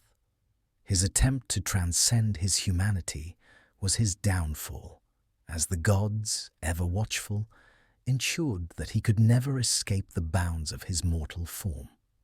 While Bellerophon's story is tragic, it serves as an important part of the mythic cycle, offering insights into the nature of heroism, mortality, and divine justice.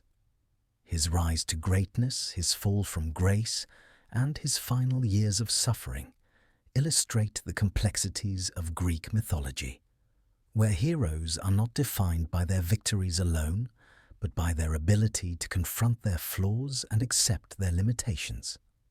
In this way, Bellerophon's role in the larger mythic cycle reflects the fundamental truth of Greek myth.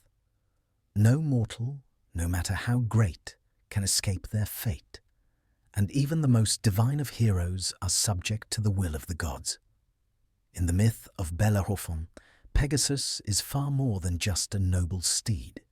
He is a symbol, a living manifestation of divine favor, strength, and the eternal connection between mortals and the gods. As Bellerophon's companion throughout his journey, Pegasus is not only central to his success, but also deeply intertwined with the themes of the myth, embodying the fragile line between the mortal and the divine.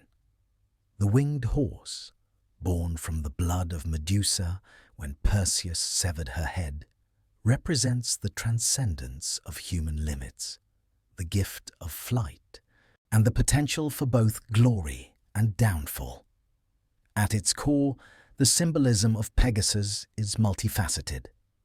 The horse is often seen as a divine creature, a being of purity and grace, embodying the perfect balance between earthly strength and celestial power. In Greek mythology, horses were traditionally associated with war and chariots, symbols of heroic achievement and physical prowess. However, Pegasus stands apart because of his divine origin and his ability to fly, his wings giving him a transcendent nature that no other horse possesses. This divine gift is what makes him so integral to Bellerophon's rise. When Bellerophon first mounts Pegasus, he is elevated in more ways than one. The horse is not just a means of travel or an instrument of war. He is a conduit of divine power, a connection between Bellerophon and the gods. It is Pegasus who carries Bellerophon through the skies to confront the Chimera, a battle that tests both his bravery and his fate. Without Pegasus, Bellerophon would never have been able to defeat such a fearsome creature. The winged horse is the perfect representation of divine aid, a reminder that the gods often intervene in the lives of heroes, offering them assistance in times of need. However, Pegasus also represents the danger of divine power unchecked. While the winged horse symbolizes Bellerophon's strength and his ability to overcome the impossible, he is also an embodiment of Bellerophon's temptation to reach for something beyond his mortal grasp. As Bellerophon's story unfolds, it becomes clear that the very gift that elevated him to heroism, the ability to ride a divine steed and soar into the sky, is the same power that leads to his eventual downfall. When Bellerophon attempts to fly to Olympus, he is not just reaching for glory. He is trying to transcend his mortal limitations to become something more than human. In this moment, Pegasus, once a symbol of divine favor, becomes a symbol of Bellerophon's hubris. The fall of Bellerophon, precipitated by his attempt to ride to the heavens, is a direct consequence of his belief that he could live among the gods. Pegasus's wings, once a symbol of Bellerophon's greatness, become the means by which he is cast down from the sky. The very divine intervention that allowed him to soar becomes the tool of his destruction. It is as though the gods, in their wisdom, have shown Bellerophon that there are limits to the mortal realm, and even the greatest of gifts can be turned against the bearer when ambition exceeds the bounds of fate. Pegasus's role in this downfall is symbolic of the fragile nature of divine grace. It is a blessing that can turn into a curse if not respected. Pegasus, though an emblem of divine favor, is also a reminder of the fragility of heroism. The gods give and take as they see fit, and for all of Bellerophon's strength and valor, he is ultimately brought low because of his failure to recognize the limits of his power. The winged horse, while majestic and awe-inspiring, cannot protect its rider from the consequences of his pride. In this way, Pegasus is not just a creature of myth. He is a reminder of the delicate balance between mortal ambition and divine will. Yet, even in Bellerophon's tragic end, Pegasus's symbolism is not purely negative. While his association with Bellerophon's downfall shows the dangers of unchecked ambition, Pegasus himself is a figure of grace, resilience, and eternal flight. Even after Bellerophon's fall, the horse remains part of the mythic landscape, a symbol of the possibility of transcendence, even if that transcendence is ultimately unattainable for mortals. In later myths, Pegasus becomes a symbol of artistic inspiration, representing the divine spark that ignites creativity. The image of Pegasus flying through the heavens, a creature untethered from the earth, evolves into a representation of the idealized pursuit of beauty and excellence. Pegasus's legacy, thus, extends beyond his association with Bellerophon. While Bellerophon's story ends in tragedy, the winged horse continues to represent the pursuit of higher ideals, the longing for the divine, and the tension between human limits and divine possibility. Pegasus, like Bellerophon, is caught between two worlds, that of the gods with their eternal wisdom and power, and that of mortals with their fleeting lives and ambitions. Pegasus's role in Greek mythology, then, is both a reminder of the divine grace that can elevate a hero and a symbol of the potential for that grace to lead to destruction when misused. In a sense, Pegasus's story is an ongoing one, a story that transcends the particular myth of Bellerophon and finds new life in the imaginations of those who seek to understand the tension between mortal and divine ambition.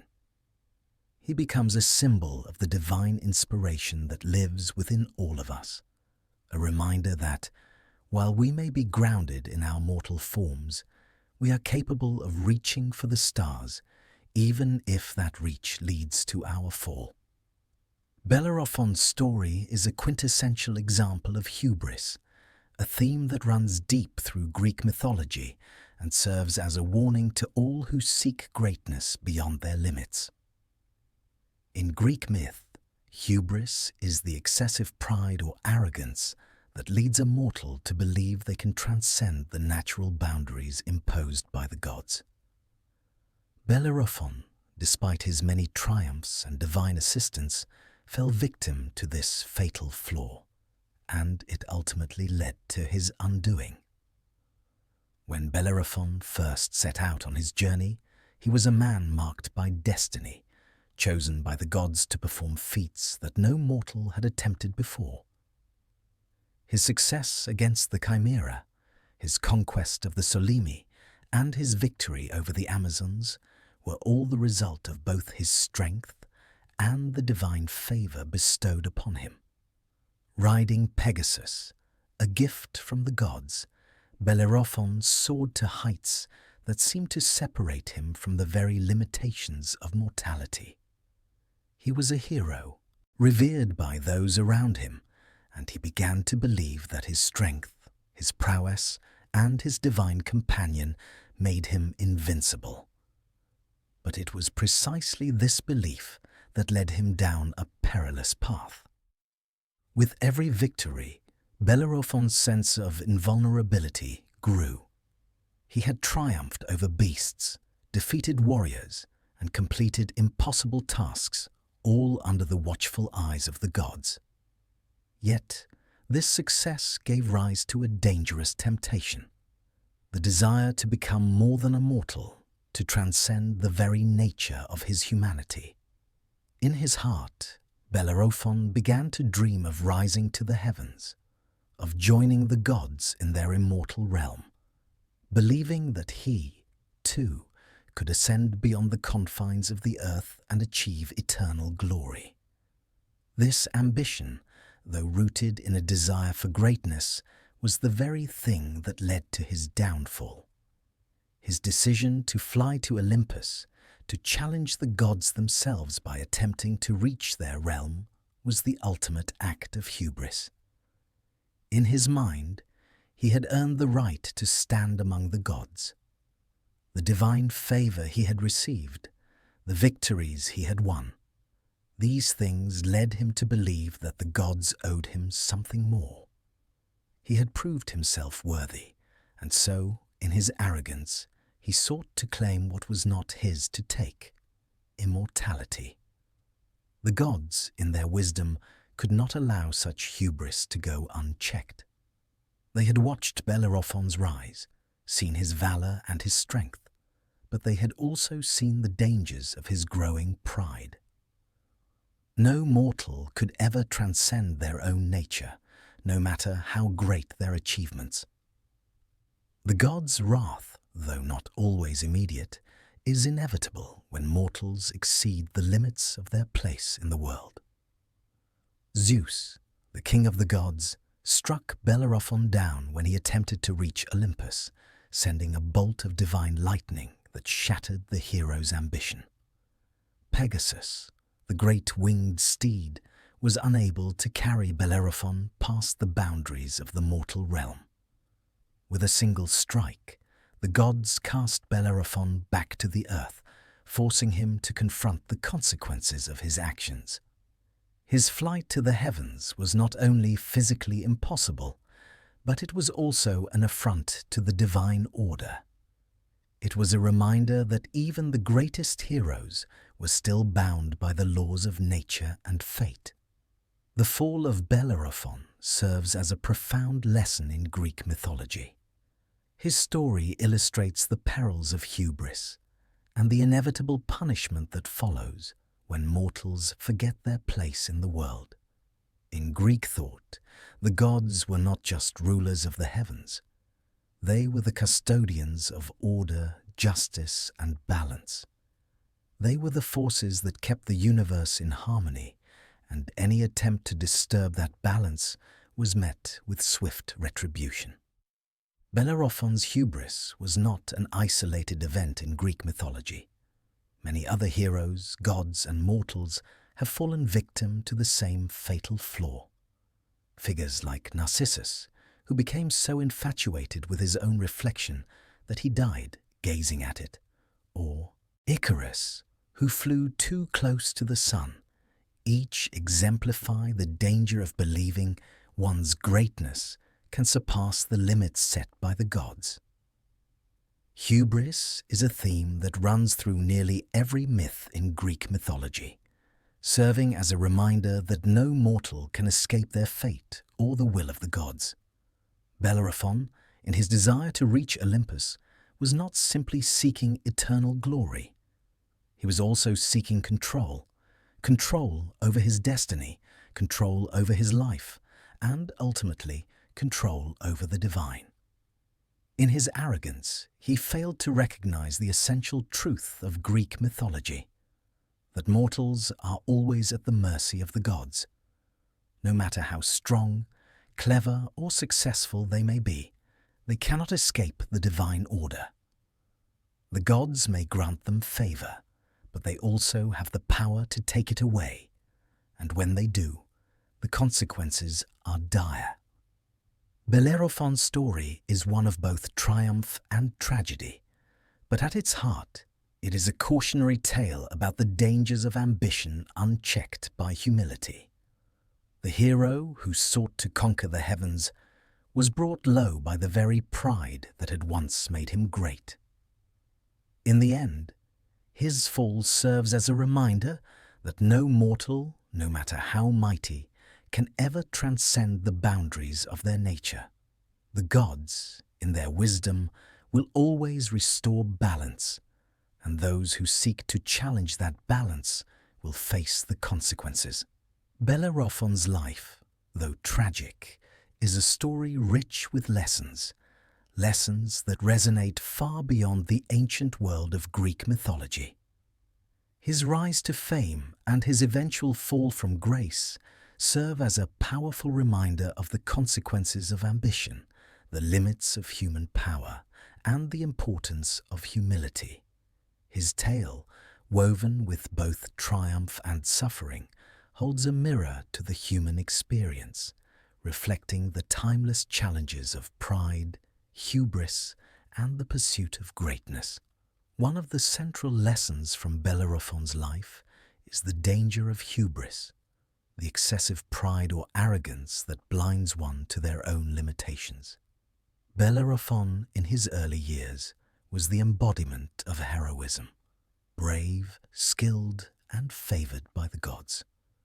Yet, as his successes mounted, so too did his belief that he could transcend the mortal realm. The very gifts that had elevated him, the divine aid of Pegasus, his victories over monsters, led him to believe that he could rise above the gods themselves. He sought to fly to Olympus, to join the immortals, an act that was seen as both an affront to the divine order and a sign of his ultimate downfall. In Greek mythology, hubris is a fatal flaw, one that leads to nemesis, or divine retribution, and Bellerophon's tragic end exemplifies this. His story teaches that no matter how great one becomes, there are limits to human power. The gods, in their omnipotence, hold dominion over mortals, and any attempt to defy that divine order is bound to end in failure. The gods, in their wisdom, maintain the balance of the world, and mortals are not meant to transcend their nature. Bellerophon's attempt to reach Olympus was an act of pride, believing he could escape his mortal constraints. And this is the heart of the cautionary tale. Humans must recognize their limitations and act within the scope of their nature. The second lesson from Bellerophon's life revolves around the idea of redemption. While his pride led to his tragic downfall, it also paved the way for his growth as a character. After his fall, Bellerophon wandered in solitude, broken by his own ambitions. But it was during these years of suffering and isolation that he came to understand the true cost of his hubris. The fall from grace was not just physical, it was spiritual, a humbling experience that forced him to reflect on his own pride. In this quiet reflection, Bellerophon came to terms with his humanity. His story is one of both loss and redemption, not through glory, but through acceptance and self-realization. Even in his years of exile, when Bellerophon was seen by others as a fallen hero, he found a measure of peace in accepting his flaws and learning from his mistakes. In this way, his fall was not a permanent end, but a painful but necessary part of his journey toward wisdom. His redemption came not from external triumphs, but from an internal transformation. By accepting his limitations, Bellerophon learned humility, a trait that is often the most difficult to acquire for heroes who have known only success and divine favor. Another important lesson from Bellerophon's life is the idea of the fleeting nature of glory. Throughout Greek mythology, the concept of fame and heroism is often tied to mortality. Heroes rise to prominence, but their time is limited, and the very qualities that made them great are often the same ones that lead to their downfall.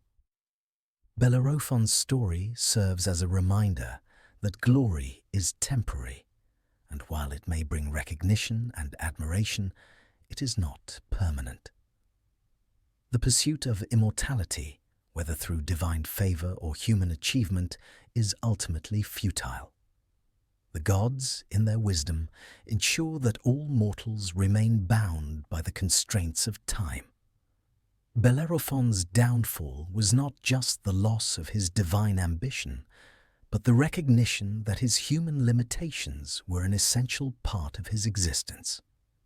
His journey through the world, from hero to fallen figure, shows that true greatness does not lie in the pursuit of eternal fame or the defiance of divine law, but in the acceptance of one's humanity.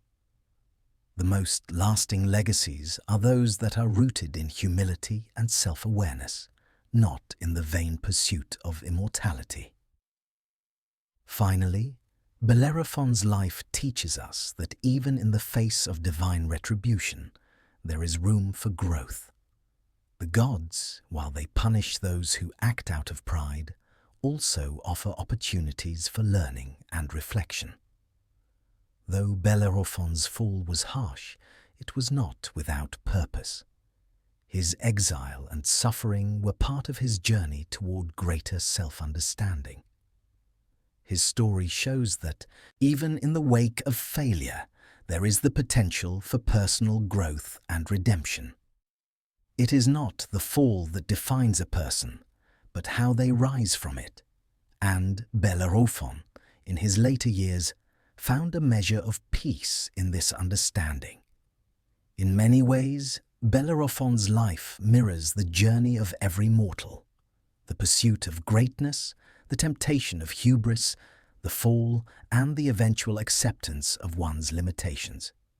His story is a reminder that no one is above the forces of fate and the gods, and that true heroism is not about defying one's nature, but about accepting it and learning from it. His tale is one of pride and fall, but also one of redemption through humility and reflection, a story that continues to resonate as a timeless lesson in the consequences of unchecked ambition.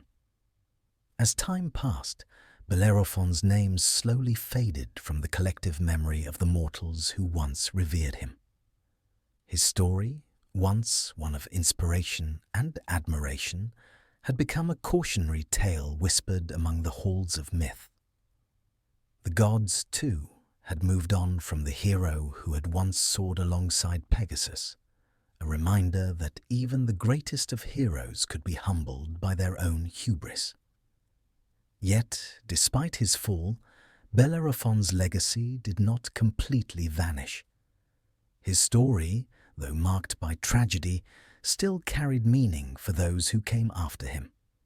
His trials, the feats he had accomplished, and the price he paid for his ambition continued to be remembered, not as a symbol of eternal glory, but as a reflection of the complexities of human nature. He had lived a life of contradiction, a hero who was both loved and cursed, a mortal who had dared to challenge the divine and was punished for it. But in his suffering, he became a figure of wisdom, not through the deeds he had done, but through the lessons that came from his fall. Bellerophon's end was not dramatic. It was quiet and solitary, a stark contrast to the grandeur of his earlier years. He did not die in battle, nor was he swept up in divine ascension as he had once imagined. Instead, he lived out his days wandering the earth, seeking peace after a lifetime of seeking glory.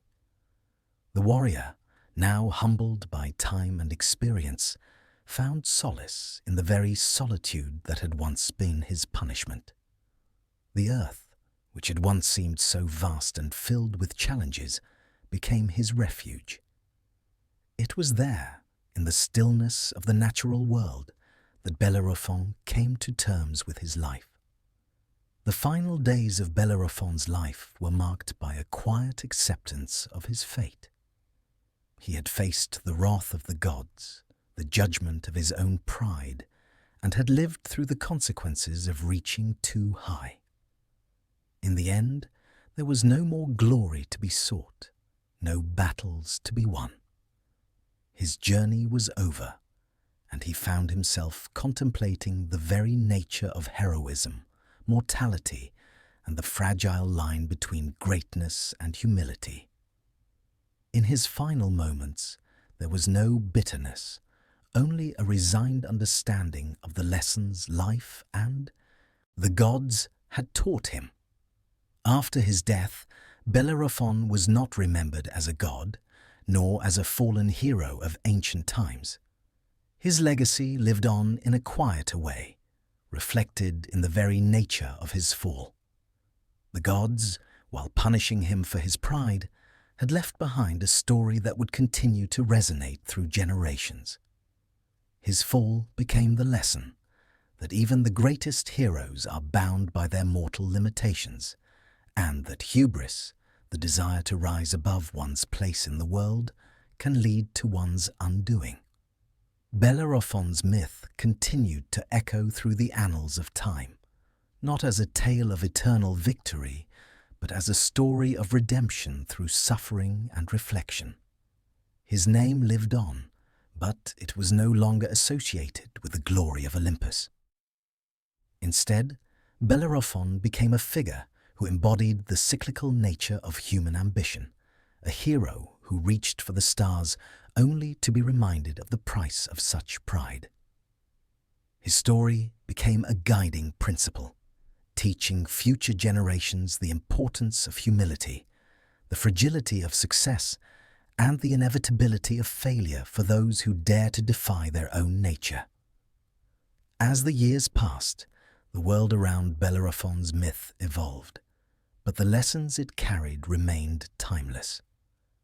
The gods, in their judgment, had taught a lesson that would echo through all of Greek mythology: that greatness comes not from defying fate, but from accepting one's place within it. Heroes may rise, but they must always fall, for it is in their fall that they discover what it truly means to be human. Bellerophon's legacy lived on in the stories of the heroes who came after him. The myth of Bellerophon, though tinged with tragedy, was ultimately one of growth and self-realization. His name, once synonymous with divine power, was now a symbol of the fragile nature of that power. And though his name would never again be spoken with the same reverence it once had, it remained an essential part of the mythological landscape, a reminder that the pursuit of immortality, unchecked ambition, and divine wrath were ever-present themes in the world of the gods and men. Bellerophon's life, though marked by his tragic downfall, remains one of the most compelling narratives in Greek mythology. His journey was not just one of triumph and failure, but a deep exploration of the human experience, full of ambition, divine favor, pride, and the inevitable consequences of hubris. Through his rise and fall, Bellerophon's myth has become more than just a tale of a hero. It is a timeless story that speaks to the heart of what it means to strive for greatness while being bound by the inescapable limits of mortality. The hero's tale, which began with his extraordinary feats, slaying the Chimera, conquering the Solymi, and defeating the Amazons, sets a powerful foundation for the overarching themes of Greek mythology. In his youth, Bellerophon was the epitome of human potential. Gifted with the winged horse Pegasus, a divine companion, he seemed destined to achieve greatness. The gods had placed him on a path that seemed to promise eternal glory. And yet, it was in the very things that made him great, his victories, his pride, and the gifts of the gods, that the seeds of his downfall were planted. The most poignant part of Bellerophon's story lies in his attempt to fly to Olympus, to join the gods in their celestial realm. This act, driven by his desire for immortality, is the apex of his tragic flaw, his hubris. Bellerophon believed that he could transcend his mortal nature and ascend to the heavens, a belief that was as dangerous as it was misguided. His flight, though a symbol of ambition and divine favor, was also an affront to the very laws of nature and the gods' domain. His fall from the sky, struck down by Zeus, serves as a potent reminder that no mortal, no matter how great, can ever defy the boundaries set by the divine. The lesson of Bellerophon's story is clear. Ambition and pride, when left unchecked, can lead to one's undoing. His story serves as a cautionary tale about the dangers of overreaching, of trying to surpass one's natural limits, and the consequences that follow when mortal beings attempt to place themselves on the same level as the gods. Yet, there is another side to his story, a more subtle lesson about redemption and the acceptance of one's humanity. Though Bellerophon's fall was harsh, and his years after it marked by suffering and solitude, there was a sense of peace that emerged through his acceptance of his flaws. In his final years, he found solace not in regaining glory, but in the quiet understanding that he had done all he could and had learned from the lessons his life had taught him. He had reached for the stars and fallen back to earth, but it was in this fall that he found the humility that had eluded him in his earlier days. The hero's journey, like that of so many others in Greek mythology, is one of transformation, of learning to reconcile one's aspirations with the limits of their mortal existence. Bellerophon's death marked the end of his journey, but his legacy continued. His story was passed down through the generations, not as a tale of unbroken triumph, but as one of growth, failure, and self-realization. His myth was a part of the larger mythic tradition, a narrative about the fragility of life, the fleeting nature of glory, and the ever-present presence of fate and divine will. It is a myth that has resonated with audiences for centuries, reminding them of the importance of humility, the dangers of pride, and the complexities of the human spirit. In the end, Bellerophon's story is one of both glory and tragedy. His victories are remembered, but it is his downfall that provides the true wisdom in his tale. The gods, in their wisdom, showed him that greatness is not about surpassing one's limits, but about accepting those limits and using them as the foundation for meaningful growth. His legacy, while marked by his fall, is ultimately a story about the human journey, about the pursuit of greatness, the recognition of our flaws, and the wisdom that comes with embracing our mortality. Though Bellerophon was not granted immortality, his name endures in the hearts and minds of those who reflect upon his story. He is remembered not just as a hero who conquered monsters, but as a man who, in his search for divinity, learned the most important lesson of all: that the true measure of a hero lies not in the heights they achieve, but in their ability to understand their place in the world and the consequences of their actions. And so, the story of Bellerophon, a hero of great feats and tragic flaws, comes to an end. His rise to glory, his ambitious desire to transcend the mortal realm, and his eventual fall from grace remind us all of the delicate balance between pride and humility. The gods, in their eternal wisdom, ensured that no mortal could surpass their divine boundaries, and Bellerophon's tale serves as a timeless lesson in the dangers of hubris. Though his name will forever be etched in myth, Bellerophon's true legacy lies not in his victories, but in the wisdom that emerged from his fall. His story is a reflection of the human experience, the pursuit of greatness, the struggle with pride, and the eventual acceptance of our limitations. It teaches us that heroism is not defined by how high we rise, but by how we face our limitations with humility and grace. As we reflect on Bellerophon's journey, may we remember that true greatness is found not in reaching for the heavens, but in understanding our place within the world.